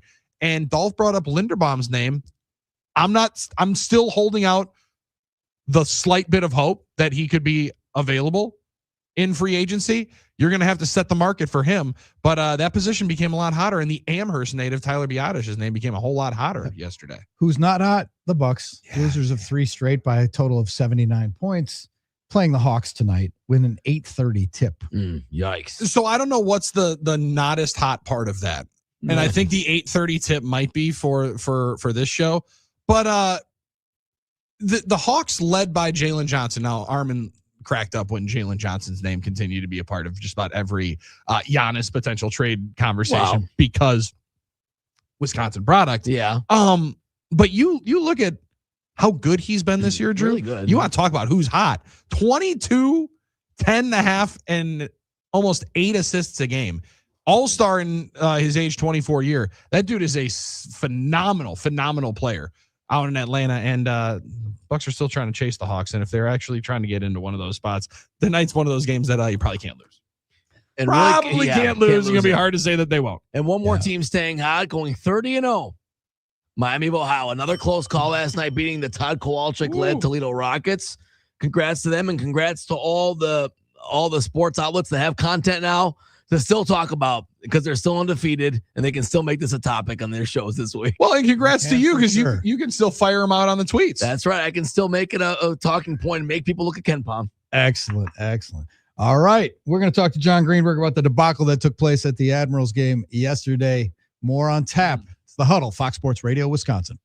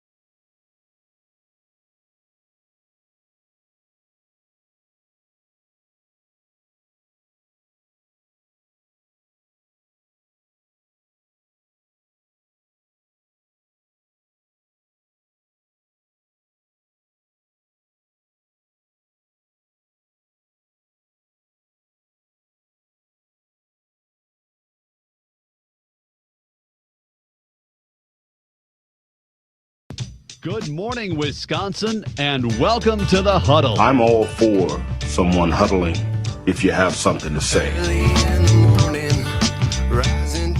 It's time to wake up and talk about the teams you love with the guys you love. It's just about getting the group together. I need you, you need me today. Let's keep touching each other. Let's make sure we feel each other. Let's make sure we smell each other's breath. Watch us on YouTube, Facebook, and X. You need 15 or 20 huddles to correlate with a number of cameras. Take the cameras off the field, then there'll be no huddles. Now gather around because it's time to huddle up. West left slot, 323 wide stick on one. Ready, Biller for blitz. If it looks like man coverage, I'll check. I'll go 200 yet. You got to cut and crack. Now cut and crack. Red, right, 18, Bob on one. Ready, cut him and crack. If you look at this play, what we're trying to get is a seal here and a seal here and try to run this play in the alley. We know exactly what we got to do. All right? That's all the good boy got to do. Let's go out and kick some tail. All right? Hey, 1, 2, 3. Keep doing what you're doing. Sit down, guys. and make the play. B right, all the way outside. Y left, fake 396 bag. D hand, C puck. Is that long enough for you? I want you to be proud of your profession. It's a great profession. Go out there and play this ball game like I know you can play it. With Drew Olson, Mythical, legendary figure. Bill Schmidt, Oh, my God. This man's been out all night. and Armen Sarian. This is it. Don't get scared now. Sanchez, we ready? Fox Sports Radio Wisconsin is on the air. Let's get it. The Wednesday edition, the Huddle, Fox Sports Radio, Wisconsin, 920 Milwaukee, 1070 Madison, everywhere on the iHeart app. Drew, Billy, and Armen bringing it to you, streaming live on X, Facebook, and YouTube, where you can reach us. Hot Take Hump Day continues. Give us your hottest of hot takes, 877-794-1973. As we're rolling along. Drops down in there. We got a lot queued up, and there have been some hot takes that have been thrown out here online already and into the YouTube chat. But Drew, Hot Take Hump Day is not only a day that marks on the calendar, but a true celebration. The opportunity to really let loose in some of those takes that you've been holstered up and saving and waiting for. Let's go. Absolutely. Is it a hot take to say that Doug Gottlieb will be mentioned for turnaround of the year, coach of the year, comeback of the year? Nah. Not a hot take, but I think the hot take that I was cooking up with the Gottlieb thing is now he can't leave now, right? Right? Good one, Billy. I like that. The hot take is like he's got to stay now for another year if this is going to continue, if he's going to double this up. I also don't know, is his name hot enough where other teams are going to be interested? Would schools be interested in him? From a year ago, the name was toxic. Then now, if it is the greatest turnaround in college basketball this year. Well, he declared it that. He declared it that. I would assume that there's going to be other programs that are going to be interested in Doug Gottlieb. I don't know that he's going to Get necessarily hired at Auburn after this year. Yeah, maybe. I know a lot changes quickly, but I'm not necessarily sure he's the one yet that'll be getting those offers. We'll see what happens. I mean, maybe they'll make a run and make the good story for the Phoenix, though. Absolutely. Panthers play tonight. Yeah, they're playing Detroit. I'll check that out. They're in Detroit. I think they're playing. Panthers play tonight. Bucks play the Hawks tonight, trying to stop the bleeding. Do something. Pretty brutal. They're at Detroit, and that's the first round of the Horizon. That's right. By the way, all the good vibes that the Bucks had, winning 8 out of 10, gone, and also simultaneously, all the ground that they had made up, Drew, in the playoff race evaporates because the Charlotte Hornets continue to be right now like the hottest team in all of basketball, as they've won now 5 straight, coinciding with the Bucks losing 3 straight, and all of a sudden now you're 4 games back of that play-in race. So as much as the tanking conversation was a big one, the hot take was it would all work itself out, kind of like the gluttony of Brewers outfielders, right? The amount of how on earth are all these guys going to play? How are all these guys going to be able to pitch? Well, a Quinn Priester might be able to drop out. You might need 6 guys anyway into a rotation. It'll all work itself out. If people were all that worried about the Bucks are going to play them way out of maybe the 8th pick, and now they're going to have the 13th pick, and they're not going to be able to get a good player. I think it might all work itself out because a bad team might just stay bad. Like they just might end up sticking where they've been because that's just who they are. Absolutely. 877-794-1973. Still basking. Armen, very excited about the NBA on NBC last night. That was pretty cool. The throwback night. Yeah. No Peter Vesey, but we had the czar of the telestrator, Doug Collins, Fratello and Doug Collins. They let Hannah Storm on too, out of one night only from ESPN. Pretty cool that they were allowed to do that, and it was a nice experience. Like I said, the best part was that the game itself was a dud, but the best part was that, and no Peter Vesey. He complained about it rather vociferously on Twitter, and no one missed him. So how about that? Sorry, Peter. No one really cared that you weren't there. So that happened. It was kind of a light night in that sense, otherwise locally. But all the games are tonight. You're going to have Wisconsin in action, obviously, with their last home tilt this year against Maryland. Buzz Williams coming to town with his 11-18 Maryland squad. They've had a bad year. Marquette's on the road to play Providence and to try and avoid their 20th loss of the year. So those things are happening as well tonight. So some action on the hump day for us. I guess I'm looking towards that Marquette game on Saturday. Final home game, senior day for Marquette. Yeah. I didn't realize, is UConn like that again? Are they just going? They're going to steamroll through everybody because I listed off the records and the prognosticator in the house. My 3-year-old did say Marquette lost that game. 27-3. is UConn right now, and number 4 in the country. Again, this is when a lot of people start watching college basketball. Right. So is this going to be another Dan Hurley where they just steamroll and cover everything through the tournament? Because if that's the case, Armen, I'd like to know. And if Ken Palm already has that, I'd like to know so I can make some cash on it at the Potawatomi Sports. You know what? If you ask me right now, there's a few tiers, in the college basketball sphere. I'm putting Duke, Michigan, and Arizona kind of in a class for themselves. Then Florida and UConn are probably right underneath that. Maybe Illinois, maybe Houston, although they both kind of struggled lately. And same with Purdue, obviously. They just lost to Ohio State. So I think they're the next tier. But I don't think UConn's quite in the Duke, Michigan, Arizona stature. But Ken Palm has them top 20 in offensive defensive rating. So they're 20th and 12th, which means they're eligible to win the national championship. That was the formula for a while. To win it, you had to be kind of in that mix. But they are in the mix for the last 1 seed. Okay. The last 1 seed is going to be down to, I think, UConn, Florida, and maybe Houston. Duke, Michigan, Arizona should get the other 3. So we'll see what happens as the last week rolls on. But that's the situation, Billy. They might be about it again, and Hurley will let you know about it if they win it again. So how about the fighting Mick Cronin's last night? Shocking Nebraska. Pummeling Nebraska by 20. God, I love watching that. I love seeing the UCLA soap opera that is that basketball team with Cronin at the helm. Mm-hmm. They're like a half game behind the Badgers in the league now. They're kind of a bubble team. 12-7. Yeah, Badgers I think wins. that win last night put them. Probably helped them. I think UCLA's in because it's the Big Ten's year. Right? You know what's funny about they're really good. What's funny about the Cronin thing is he's complained so much about them having to travel east, which I get. They have to travel east a lot. But they might get an advantage with everybody else traveling to them too. Yeah, sorry, they're 17-1 at home. I'm not going to eat too much. So, I get let's put it this way. I'm entertained by Cronin a lot. Not that I agree with him all the time or I'm not annoyed with him sometimes, but I am entertained by his kind of like, he's like the little, angry possum in the corner, always going after everybody. But there is a little bit of that, too, that he might have an advantage of. I think that has to be acknowledged when you talk about the home record. He was on thin ice there, but now it's starting to turn for them. And there's the Big Ten's going to get 8 teams in the tournament, right? Oh, they're going to get a bunch in here, if right? Not more. Ohio State's a tough one, right? They're kind of like firmly right on the bubble, but they've had a couple of the more impressive wins over the last couple of weeks. So I think they beat Purdue, hard to think that they'd be out. So they might be in the mix as well. I think they're kind of looking at they're a bubble team as well. I do like the thought of Cronin in that situation where you have to wonder, do I end up leaving because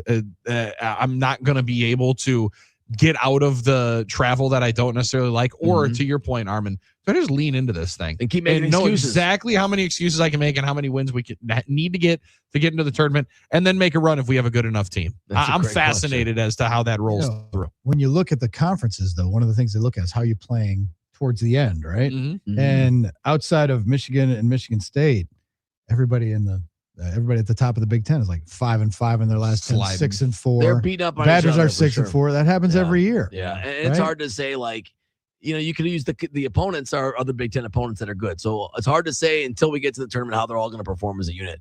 You mentioned 8. Right now, the current bracketology on ESPN by Lenardi has 10 in for the Big Ten. 10 teams. Oh, 10 Indiana in too? All 10 right. for the SEC. So there you go. 2 conferences taking 20 now. These are the mega conferences now. But Indiana's got a losing record in the league, but they're still overall. That's impressive. They're 17-12. They're 8-10 in the Big Ten.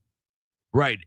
So they're kind of more in the bubble, I'd say. Yeah, but Ohio they State. might be in. So I think 8 or 9 is legit. Yeah, for sure. Now, and correct me if I'm wrong here, will the Badgers be running into a situation where who they'll end up playing on that second day of the Big Ten tournament in a position like in Indiana where they'll desperately need a win to get in, or will it mostly be somebody who's a bottom feeder sitting here like Northwestern finds their way in, or Washington, they have to play the sprinkles again? That's interesting. If the Badgers are on the 7 line, which I think a lot of places have them right now, and you play like you get a 10 seed. So you're looking at TCU, Texas, or maybe one of the teams. In the past, what's interesting is the NCAA tournament committee has always avoided trying to play a common opponent in that first weekend. But now you really can't do that because the conferences are so big. So they might see a Big Ten team in the second round, or I don't think the first round would happen, but you might see a situation in which they play one of those teams. In terms of, are you talking about the play-in, like a Dayton winner, Billy? No, I'm talking about the Big Ten tournament. I was talking about next week. No, I was talking about next week with the Big Ten tournament. But ahead of you, it does. I know that they've struggled with not wanting to have common opponents so quick, or teams in the conference. Yeah. At some point, you're not going to be able to. You're not going to be able to do that all the time. Also, I don't really know that I care. Right? Like, I think one of the games that I was more excited for, Drew, in the college football playoff, and smaller, so it's harder to schedule, was Oregon and Indiana. Absolutely. Because they had already played, right? Because you had a little bit of a backdrop. You knew what Ole Miss and Georgia could look like because you had already seen it. So I kind of like the fact that you get those teams again. Yeah, I think I'm not upset about it. No. Hey, do we have a hero of the day? We need to name our hero of the day. Brought to us by Current Electric. Billy. We definitely do. Now, I would give the hero of the day to Armen Sarian if he was able to answer our friend Daniel from Indy's question on the talk and text line, because I think we've all asked him, where Daniel asked, where on earth is the let's make sure we feel each other, touch each other, smell each other's breath soundbite from the open from? It's an NFL Films like special about huddles. And I pulled it when we were coming up with the open. Obviously, our show name is The Huddle. It's some NFL coach. I'll go back and try and find it again. I don't know exactly who, but that's what it's from. It was a whole NFL film special about huddles in general. So it was very, very well done. And that one Armen, I wouldn't go. Armen's a hero for that, and his little riff about the movie of his life, which now comes with a poster I saw in my mentions. Well, thank you, AI. Yes. I guess I've been ChatGPT action for you yesterday. I've been kind of pushing back on the whole AI revolution in our world today, but it is good for some things. And it made this movie poster for me really quick. And there it was. I just said make an 8 Mile style poster about Armen Sarian growing up on Layton Avenue and trying to get into radio. And it made you look like the coolest Armen Sarian there ever has been. So that's up there on our Twitter account at FSRWY at FSRWY. You can find it. So I retweeted that also from at Armen Sarian. Yeah. The true hero of the day, and I don't know when we wanted to play this because I heard Doug's little teaser of it. I know we got Greeny coming up in about 12 minutes. The real hero of the day is Aaron Sims yesterday. Because in the midst of my drive home after taking in a large portion of the school day game, and Drew, I did flip the Yale coin, and me and the youngster always did leave early, and we almost continued my son's impressive streak. Now I don't know if you're familiar with the games that Carson left last year at American Family Field. Christian Yelich's walk-off grand slam, the 3-run comeback on a Saturday against the Washington Nationals after they gave up a run in the 9th inning. You're like, there's no chance they're coming back here. Heard the post-game show flip on as we were pulling back in. Was at the Isaac Collins walk-off home run and almost missed that one as well. So we've missed like 3 or 4 game winners.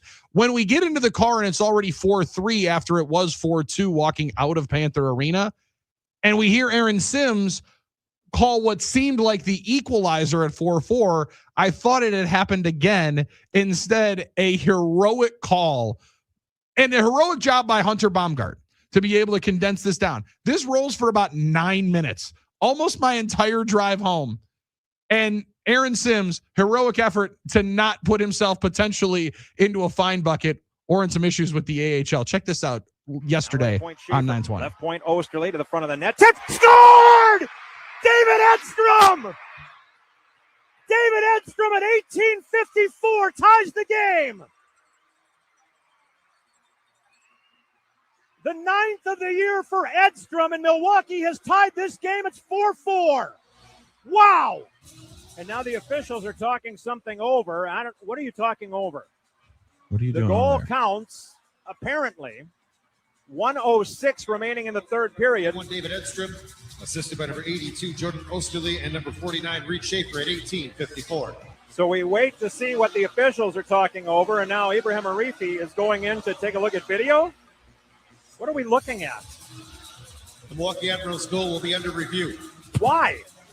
We review whether they crossed the line. It did. What are we reviewing here? We're not informed. People always ask me, what are they looking at? What are they looking for? What's the call? I don't get explanations. We don't have a line to the scorer's table. It's the American Hockey League. We don't have any of that. Past 2.5 hours on this game, too. 2 hours, 32 minutes at the moment. Was a long game. We wait to see if the call stands. The Admirals should have the tying goal to make it 4-4 with 1:06 to play. And now they have apparently seen what they need to see. Now they continue to talk it over, but they're still standing in the penalty box, and now they turn back to the video monitor. What are we looking for? And now the officials are coming out and they waved it. How can you wave that off? What are we looking at? They waved it off. What are they looking at? Carl Taylor getting an explanation, and all the Admirals coaches are listening in to what the referee has to say. What are we looking at? The shot from Osterley went off of Edstrom and went into the net. What are we looking at? What in the hell are we looking at? There was no contact. There was no contact with the goalie. What are we looking at? Oh, my goodness. After review, there is no goal. Kicking motion was made. That's a bunch of garbage. Yes. Good God. Packed underneath A the kicking bodies. motion. And the game comes to an end. Here we And go. my Hey, boy, goodness, Simmer. what a bunch of garbage. Just wait. Horrible. Horrible. Chicago beats the Admirals 4-3. 4-3 the final score. Aaron Sims, our hero of the day, brought to us by Current Electric. There was a moment in there. He also says, "I'll take the fine. Who cares?" He throws a fine reference in there. If he was gonna get put some money down. Listen, he's gonna save that money because if the AHL fines him, there's no chance. Also, he's gonna save money if he's looking to redo some of his outdoor lighting coming up spring and summer. What's the best way to hang out? On your patio. Make the thing an outdoor oasis. Why would you go anywhere else? Unless you're going to go to one of Drew's favorite establishments, which is always a beautiful outdoor oasis. You can make that in your backyard living space. The superheroes at Current Electric are trying to help you do it. They're ready to assist. Call current.com. It's callcurrent.com. Outdoor lighting is the way to enjoy your spring and summer nights outside even more. And Current Electric knows how to do it. The Realtors Home and Garden Show, March 20th through the 29th. March 20th through the 29th, Realtors Home and Garden Show. Go check out the Call Current and the Current Electric team there. Go to callcurrent.com for more information and see how they can talk you through how you can make that outdoor living space even better and brighter for you. Absolutely. That is. I thought about you last night, Drew, because, you talk about when you're introduced to sports heartbreak as a young child. Oh, yeah. And that was like the biggest, you had the win taken away because there were thousands of screaming kids, maybe at their first Admirals game ever, that saw an epic comeback, what they thought was an epic tying comeback. That's the old Bill Simmons consequence of caring. That was in real form last night when thousands of kids had the devastation of taking the tying goal taken away. Oh, just wiped away, ripped away. Yeah, they all Big L thought too. we tied it, yeah. All right, well, we're going to talk to John Greenberg moving forward, president of the Milwaukee Admirals. Saw Greeny as I walked in yesterday. He was there was some sweat on that brow.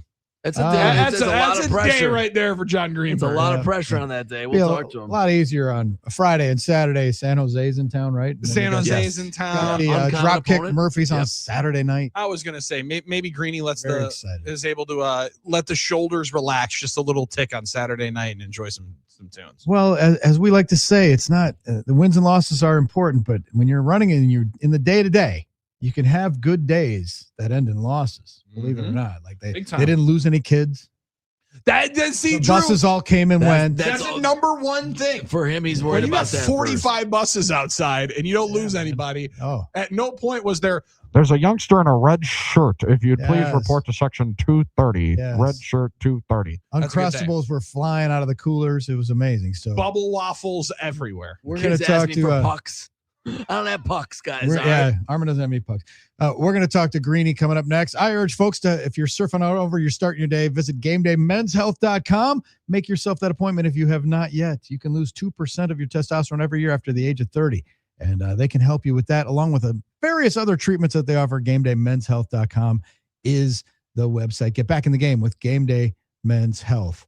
All right, Greenberg is next. El Jefe, president of the Admirals. You're listening to the Huddle, Fox Sports Radio, Wisconsin.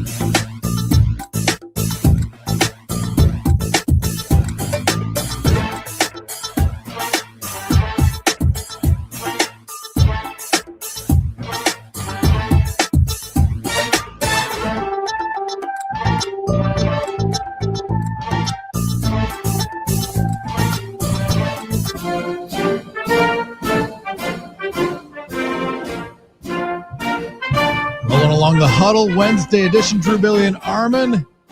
Coming up on 7:30 means it's our time to catch up with our pal John Greenberg, El Jefe himself, president of the Milwaukee Admirals. And I got to ask, Greeny, did the Admirals have a special fund set aside for fines for criticizing officials? Because the floor is yours. We just heard Aaron Sims' description of the disallowed goal at the end of your school day game yesterday. Are you filing any protests? What's the protocol here? Well, I think the league has probably watched the replay. They've probably talked to the officials, and my guess is they'll talk to us today. If I was not aware whether or not the official came and talked to our coaches after the game yesterday, I tend to think not, because that probably wouldn't have been a great idea. But we'll probably get a phone call today, and they'll explain what happened, and we'll move on. But there's no real way to get anything back out of that. Right. And we'll just move forward. You like those, like in the NBA, you get a letter, a FedEx letter a week later saying, we screwed up. Sorry. Yeah. We owe you one. Yeah, I don't know if the coaches if the officials talked to the coaches after the game. I definitely saw Carl Taylor and the coaches talking to the officials during the game. You don't really see Carl upset very often to that level, John, but I think he had a little reason to. That was entertaining, to say the least. Well, he tries to keep it under control, but at times things will happen in the heat of battle, and you just kind of hope it doesn't lead to a penalty someplace along the line. You also hope that a call like that, that chance to get a point, at least getting to overtime in the standings. So points are really valuable at this point of the season. So no pun intended, but it's. You hope it doesn't get down to that at the end of the year. Well, and it's tough, Greeny, because I mean you've been around sports so long, and you know that it ultimately will come down to a point here and there. But as much as that point will be the one that you think about, the one that you can't lose is the next one, because of the game that you end up dropping yesterday. That's got to be a culture thing, and I assume probably something that Coach Taylor and company take some pride in, because you just can't allow that to lose you another point or three in the potential to be able to win another game, right? Being able to move on is maybe the biggest test. 100%. You flush that one and you move on to the next. And, we've got two huge games this weekend against a good team. San Jose, who we haven't seen here for, I believe, 8 years. They're having a really strong season. They haven't been great the last several years, but, they're real strong. And, they got a couple of our alumni on their team, so it'll be nice to see those guys, but we better be ready to play this weekend. This has been, other than that result yesterday, not getting a point and a chance to win in overtime, a pretty good stretch for you guys in terms of on and off the ice, I guess, in the stands and on the ice. It's been a pretty good stretch, and it's the important time. It's when you want to be playing well.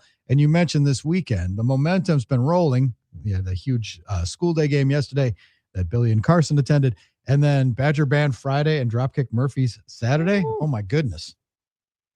Yeah, it's been a great time. We really circled this 5-game period from last weekend through this weekend is key to our potential to meet our business goals for the year, and it's been spectacular, and it will continue to be so this weekend. We're really proud of our staff. They've really worked hard to put butts in seats and entertain them once they're there. So it should be great. Carl's very pleased with how the team's been playing the last 5 games, which is true. We look like a little bit of a different team. So just need to continue that this weekend and have a lot of people enjoy it in the arena. How about the high school sectionals as well? I've talked to a few people who just love the atmosphere and the show that you put on, that you and your staff put on hosting the high school tournament. Yeah, it was great last Friday night. Had the boys and girls state sectional finals, and great atmosphere in the building. The teams, the fans showed up. There was a couple thousand people there. It really was, there was no place else in town to be able to do that game. So it was great to host it and have that many people show up. And we wish those teams that won the best as they head to Madison for the finals this week. Now, Greeny, you mentioned Madison, Badger Band on Friday night. As much as we talked about the stage being put on the ice and taken down on Saturday night, the Dropkick Murphys, that is an impressive show. I got to be honest, one of the most impressive things for somebody that has never skated before in his life is watching those young people march around and do the Badger Band performance on the ice. I know they do it in hockey games. I know they've done it in their season pros, but that whole event and that whole show is something to see on Saturday or on Friday night. It really is. It's my favorite day of the entire year. Every year is the visit from the UW Badger Band, and they're coming out this year. I believe the total we were given was 167 members of the band. That's amazing. So, wow. Yeah, so they have to sign up to go do appearances outside of Madison, and what we've been told is that as soon as this event goes up on the board, it's a sprint to get your name on the list to be able to participate. So it brings a whole different type of atmosphere. It's a collegiate atmosphere, and yeah, after the game is over, they actually don't get to do this in Madison. They don't get to go on the ice after the game is over. So this is them marching around out there. A lot of kids bring skates and skate around. So you see a guy with a tuba on skates. That's a different scene. Bucky is going to be here. So, thanks to our friends at Lido Advisors who do this for us every year. They're a great sponsor of ours that allows us to bring the band in. And it's really, really a fun night. If you haven't been to a Badger Band night before, you really should come out. Well, and you should even more this year because Greeny, this one I feel is a little more special to the youngsters too, because I was on hand for the I got lucky enough to watch October and Badger football in November. Now, November football for the Badgers was a lot more fun than the October home games. But the November games were not fun for the band because everybody was excited for the wins, but the crowd stormed. So they lost their 2 fifth quarters in November, and they were all walking around like, hey, man, what happened? Where is everybody? And they just left. So I think they're going to have something really special holstered up for Friday night because they haven't been able to play this kind of a show in a while. So I'm excited that they have this runway again because they got it robbed in November. Yeah, I know Dr. Pompey, who's the head of the band, is going to be here as part of this to lead everybody, and it's going to be so much fun. And they start playing like 6:15, so they'll be in place. You won't be able to miss them in their red sweaters up in section 319, again 167 strong. So it's really going to be a fun night. I'll have to find my red somewhere. Yeah, we got to get you up there for jump around, Armen. Well, the nice thing is the Admirals wear red now. They have a red jersey alternate this year, so I know the lot goes into the uniform decisions. I'm not sure if that's already been decided or not, but it's nice that the Admirals have a red option this year as well, John. So yeah, we're in red on Friday night. Yeah. Trust me, I was able to put 2 and 2 together there. Well, no, I didn't want to. Armen's just happy that he doesn't have to wear his number 32 Badger jersey, even though he would rock the Butchie. He doesn't really love having to rock any kind of Badger. Maybe I'll have to pull it out at some point. So now, how does it work after a day like yesterday? I'm sure there's some excitement about the energy in the crowd, but also relief that everything went fine as according to plan. I know a big liability with having all those kids in there, in safely, out safely. Everyone did a great job. Now, do the folks working the Ben & Jerry's ice cream stand yesterday, do they get a Lifetime Achievement Award for the absolute? Because that's nonstop work. I mean, that line was nonstop yesterday. Yeah, it's a great day for them. They were so excited. They were exhausted, but they were so excited for being able to share their product with people. And our goal for the school day game is always get them in, get them out, and don't lose any of them. And we were successful again this year, so it was good stuff. And it really brings you the joy, like to know how excited these kids are for a straight 3 hours to be at a live sporting event. It's impressive. Into everything. To not be in school. You just exactly. Correct. It reminds you it's a kid's game, and that's what we're talking about. And the joy of sports starts as a child. So it was a lot of fun yesterday. Kudos to you and your whole staff, because I know that's not easy, but it's worthwhile for the community, for all those kids. They had the time of their lives. So good work by you and everybody, John. Just wanted to say that. Absolutely. Yeah. You did a great job of teaching kids about kinetic energy. Working the really good stuff. Well, I was wondering who writes those books, because listen, John, there's some impressive stuff in there. Now, Armen would have been the youth that would have been more dialed in on the workbook, while Drew and I would have been the ones that are trying to figure out how we can get Bubba waffles and a burger from the stand potentially. But I'm glad that you didn't have the education in there as well for the field trip. Well, yeah, that's kind of our justification with the schools to be able to come out, that you're actually going to be learning something, and every kid leaves with a workbook. Every elementary school kid, whether they're K through second, third through fifth, sixth through eighth, there's different levels of workbooks that are produced, and the questions certainly are different: geography, math, science. Yeah, it was great. Health, all that kind of stuff yeah. is all in there. Yeah. So you're leaving and you're going back, and the teachers a lot of time will take those workbooks back after the fact, and they'll go through them with the kids. And so we do actually want them to learn something while they're at the educational. That's good. And of course the great science experiments by Drew Burgoyne, blowing up stuff. good. And the intermission, that's always a winner from CBS 58. So all in all, another great day for you guys. Unfortunately, I thought we were going to have that great ending. I thought we were going to have that kind of miracle comeback ending once again, but we didn't get for that. a point, a win, and Drew a Frosty. More importantly, Gotta love that. Absolutely. So now the Badger band, they skate around for the what is it? The fourth period, or I guess the fourth. Yep, fourth period. Yes. Yep. Fourth period. They'll be skating around. Our boy Ken Casey from Dropkick Murphys has skated around the ice during his performance as well on Saturday night. Greeny, you've had them probably more than anybody else, right? They've been a repeat customer at post-game concert series. Yeah. I think they're right up there with REO Speedwagon for repeat business. So we're excited to bring Dropkick back in. They're on a tour, and we're included as part of the tour. If you buy a tour shirt, we're on it. So it's really cool that they included us like that. And the energy that you get with a Dropkick Murphy show is second to none. So it's going to be a lot of fun. Yeah, I don't know if Ken's going to go out there and skate. He was much younger back when he did that the first time, but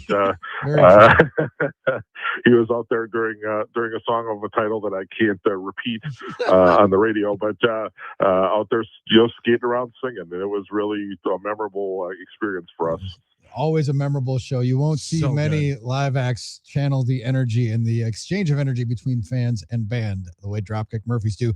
And they're gearing up for their big week-long residency around St. Patty's Day, their homecoming shows in Boston. I was going to say, this is their time. So this is like they're gearing up. This is March. They're going to be at the peak of their powers. This is their time. And then they'll take some time off and then go to Europe again. But this is if you've not seen that show, go to both shows. See the Badger Band and Dropkick Murphys. Iconic music at the barn, in addition to high quality hockey. Yeah, and Greeny, high quality hockey, and I'm seeing on social media. Do we have a new? Have a new ice pup? Incredible retriever. The looks as we're running around the ice now. It looks like we might get a new player here signed up, because that's an impressive defenseman there in the Golden Retriever. Yeah, that's our equipment manager, Luke Geikis' puppy. And he's been making a few appearances. He's really fun to be around. And Nate Williams, our strength coach, has a beautiful dog too that's been visiting our office from time to time. So Dog Day 2 coming up here in a few weeks as well. That's right. I would also say for Friday night, We Energies has produced 3,000 really cool Admirals night lights for the first 3,000 people coming through the stand. So I will say the tickets are available for both games, but they're going fast, and ice passes for Dropkick are sold out. But there are certainly tickets available for both games. Fantastic. Cannot wait. Greeny, looking forward to a great weekend at the rink. Thanks for joining us. We appreciate it. Absolutely. Thanks, guys. MilwaukeeAdmirals.com. This is one, if you're listening in Madison, either of those nights, 6 o'clock face-off on Saturday for the Dropkicks post-game show. Going to be epic. They sell a lot of beer on those nights. The Badger Band, they might have a lot of beers too. They tend to have a party atmosphere going too. Dude, that is a really, really fun night. And I'm not kidding. I felt so bad for those poor kids when they're sitting there at Camp Randall, Drew. They all walk out and they're literally 50 Will Smith memes. Like, wait, where'd everyone go? We just had a whole crowd out here. Right. I said they should have just played the show with the people on the field. Apparently there were restrictions and issues and legalities of it. But go figure. God bless. Just have some fun. They're going to rip it up, I think, on both nights of music. Time for closing ceremonies. But first, I would remind folks our injury report today. We talked about Brandon Woodruff. Looks like he's going to be on track to pitch in the first weekend of the season. Quinn Priester, not so much. Could open on the IL. Our injury reports brought to us by Orthopedic Associates of Wisconsin. World-class care right here at home. Clinic opening in Johnson Creek this year. Fantastic. Surgeons, everybody contributes from top down to the first-class experience you'll get at Orthopedic Associates of Wisconsin, orthowisconsin.com, the website. Orthopedic Associates of Wisconsin, there is a difference. We'll be back to close up shop. Show flies by when we're at it early in the morning. It's the Huddle, Fox Sports Radio, Wisconsin.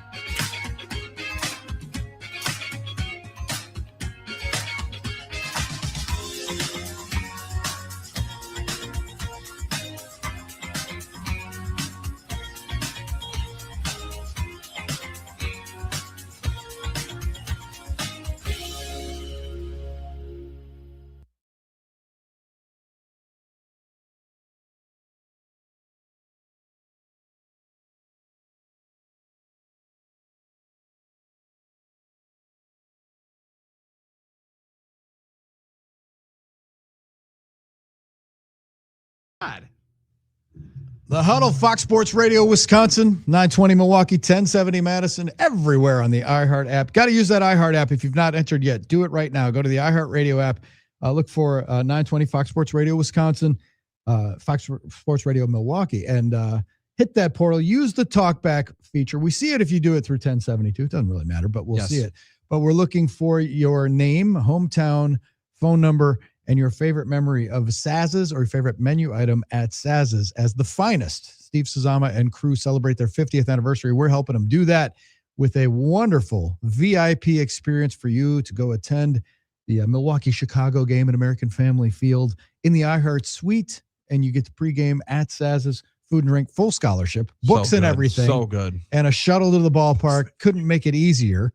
So that you'll be on scholarship. Check it out. Please enter today. Tell your friends to enter as well, because if you don't win, maybe your buddy will, and you'll be his +1. And when they call something an OG, Saz's is the OG of rides to and from the game. That's right. I think they were the first to shuttle. They do it the right way. They do it the best way, and that is the best prize to be able to have. Festa Sazama is the entire weekend of opening. They're bringing back the tent in the parking lot, which makes the shuttle even a better option. So they're bringing back the heated tent with bands and throwback pricing for that entire weekend here at the end of the month. But right now, go ahead and enter, and we'll be announcing winners next week. So check it out. It's the talkback feature on the iHeart Radio app. Hit that microphone. Leave us your name, your phone number, your hometown, and your favorite Saz's memory or menu item, and you'll be entered to win. It's that easy.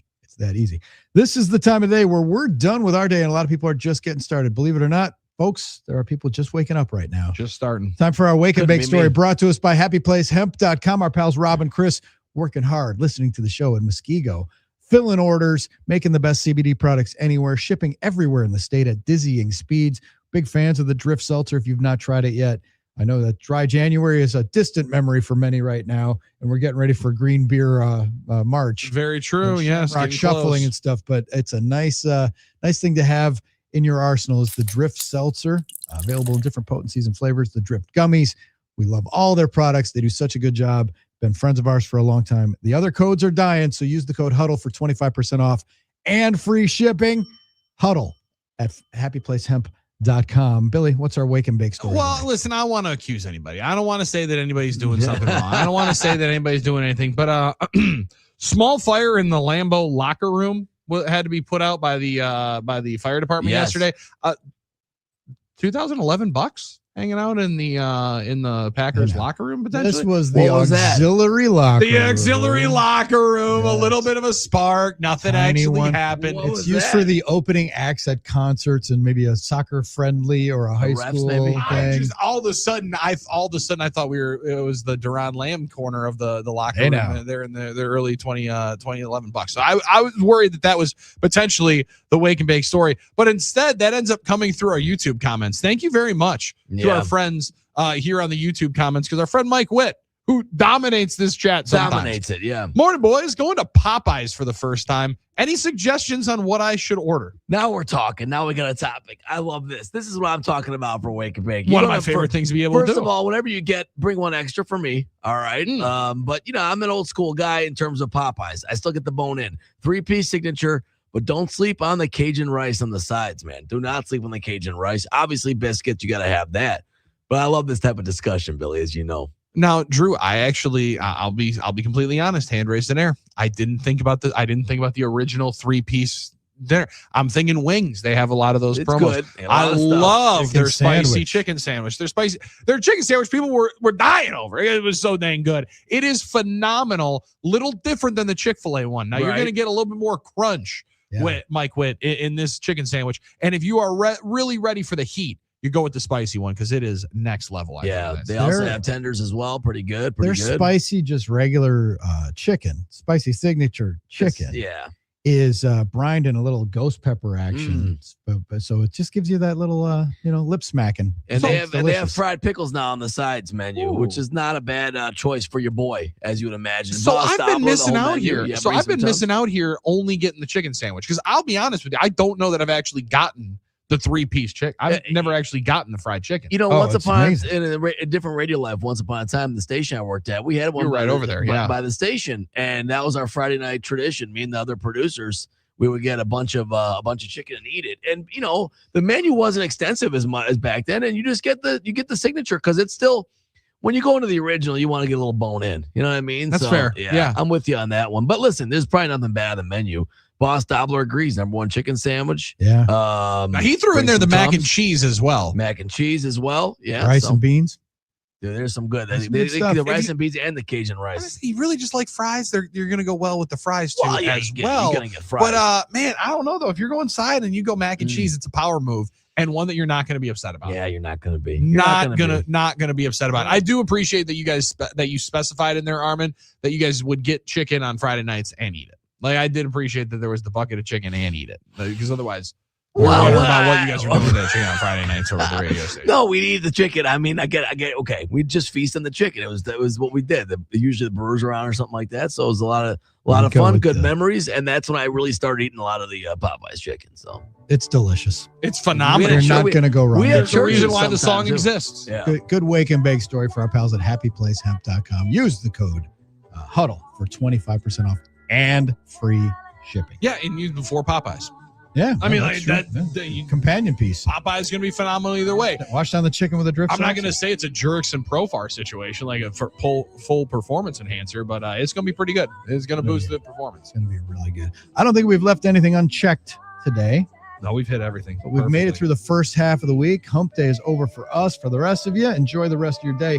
And then tomorrow on the program, any idea what we're doing? Well, we're going to Hunter, tomorrow. Have our Brewers friend talk. Hunter Baumgart and a late night Bucks tilt. Can they somehow slide on the other side? We will talk about all of that. Thanks for hanging out with us from 5 to 8. We'll see you again tomorrow bright and early at 5 a.m. It's been the Huddle. Peace.